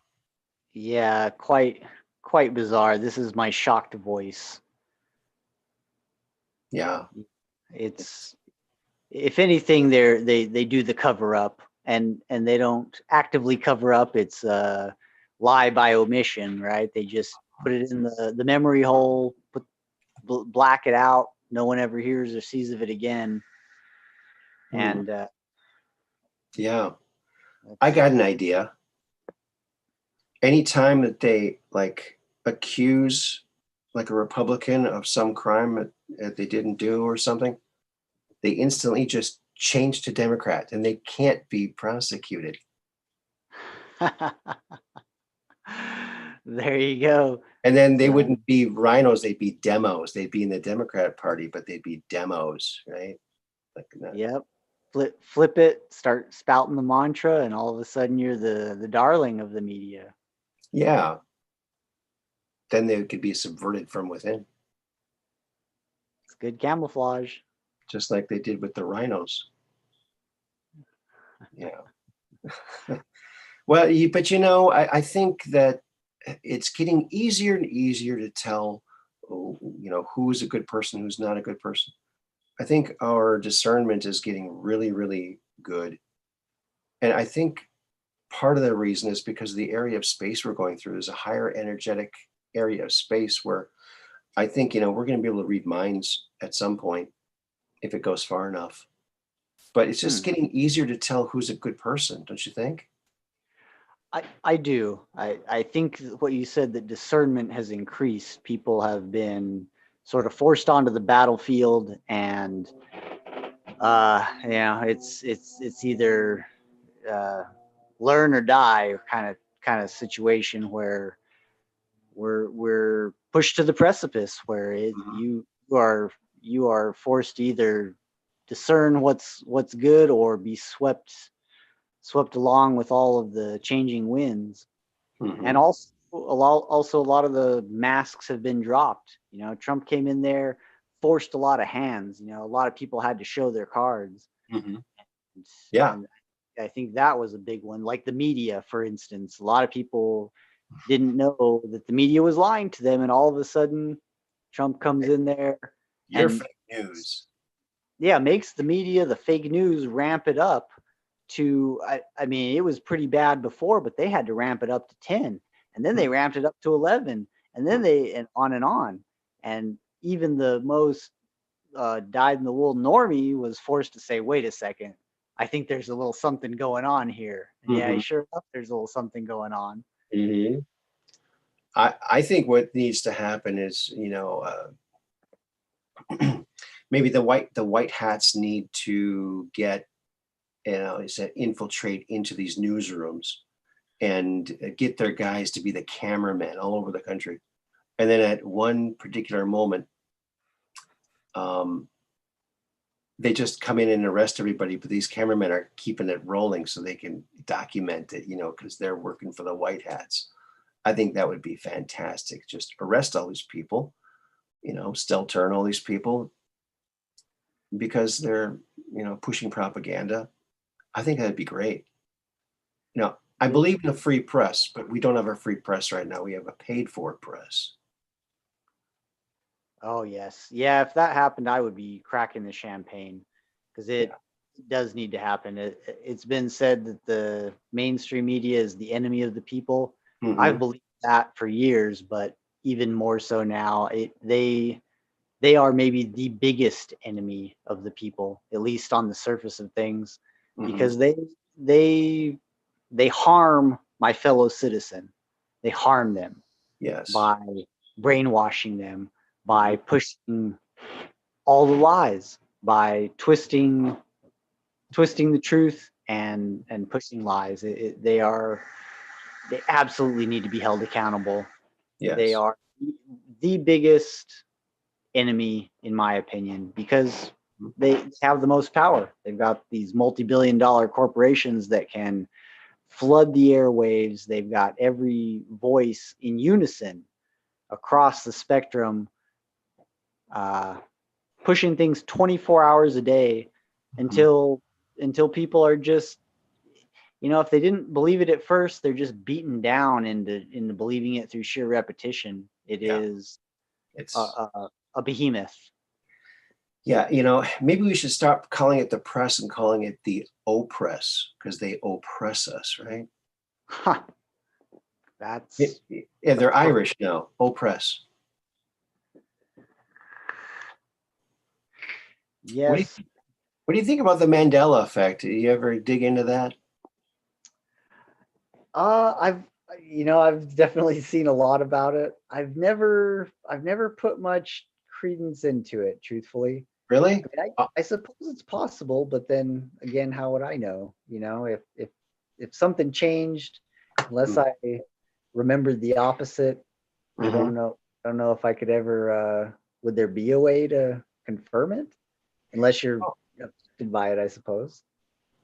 Yeah.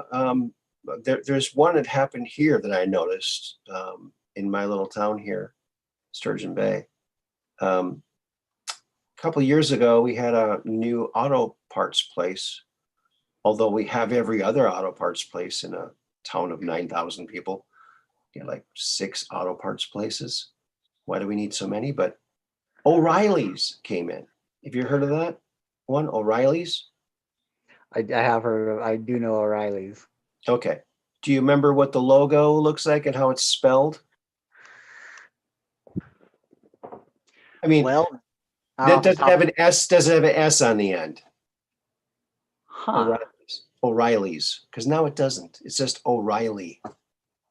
O'Reilly. No apostrophe S.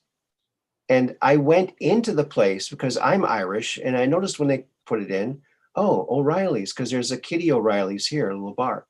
And a couple years later, all of a sudden it's just Riley. O'Reilly. And I went in there and I said, were you guys here when it first opened up? They said, yeah. I said, what's the name of this place? O'Reilly's. I said, yeah, with an S, right? Yeah, oh yeah. I said, what about look at the sign? They turned around and went, holy crap, when did they change that? They worked there from day one. No one changed the sign. But the one that got me was, it was the Star Wars one where Darth Vader was lightsaber fighting Luke Skywalker. And it was the moment where he cut off Luke's wrist, or hand at the wrist. Sure. And he's like clinging onto that thing and way up in that very precarious. And Darth Vader says something to Luke. And what does he say? Luke, I am your father. I remember that very distinctly. Now he says, no, I am your father. He doesn't say Luke. And there's no way.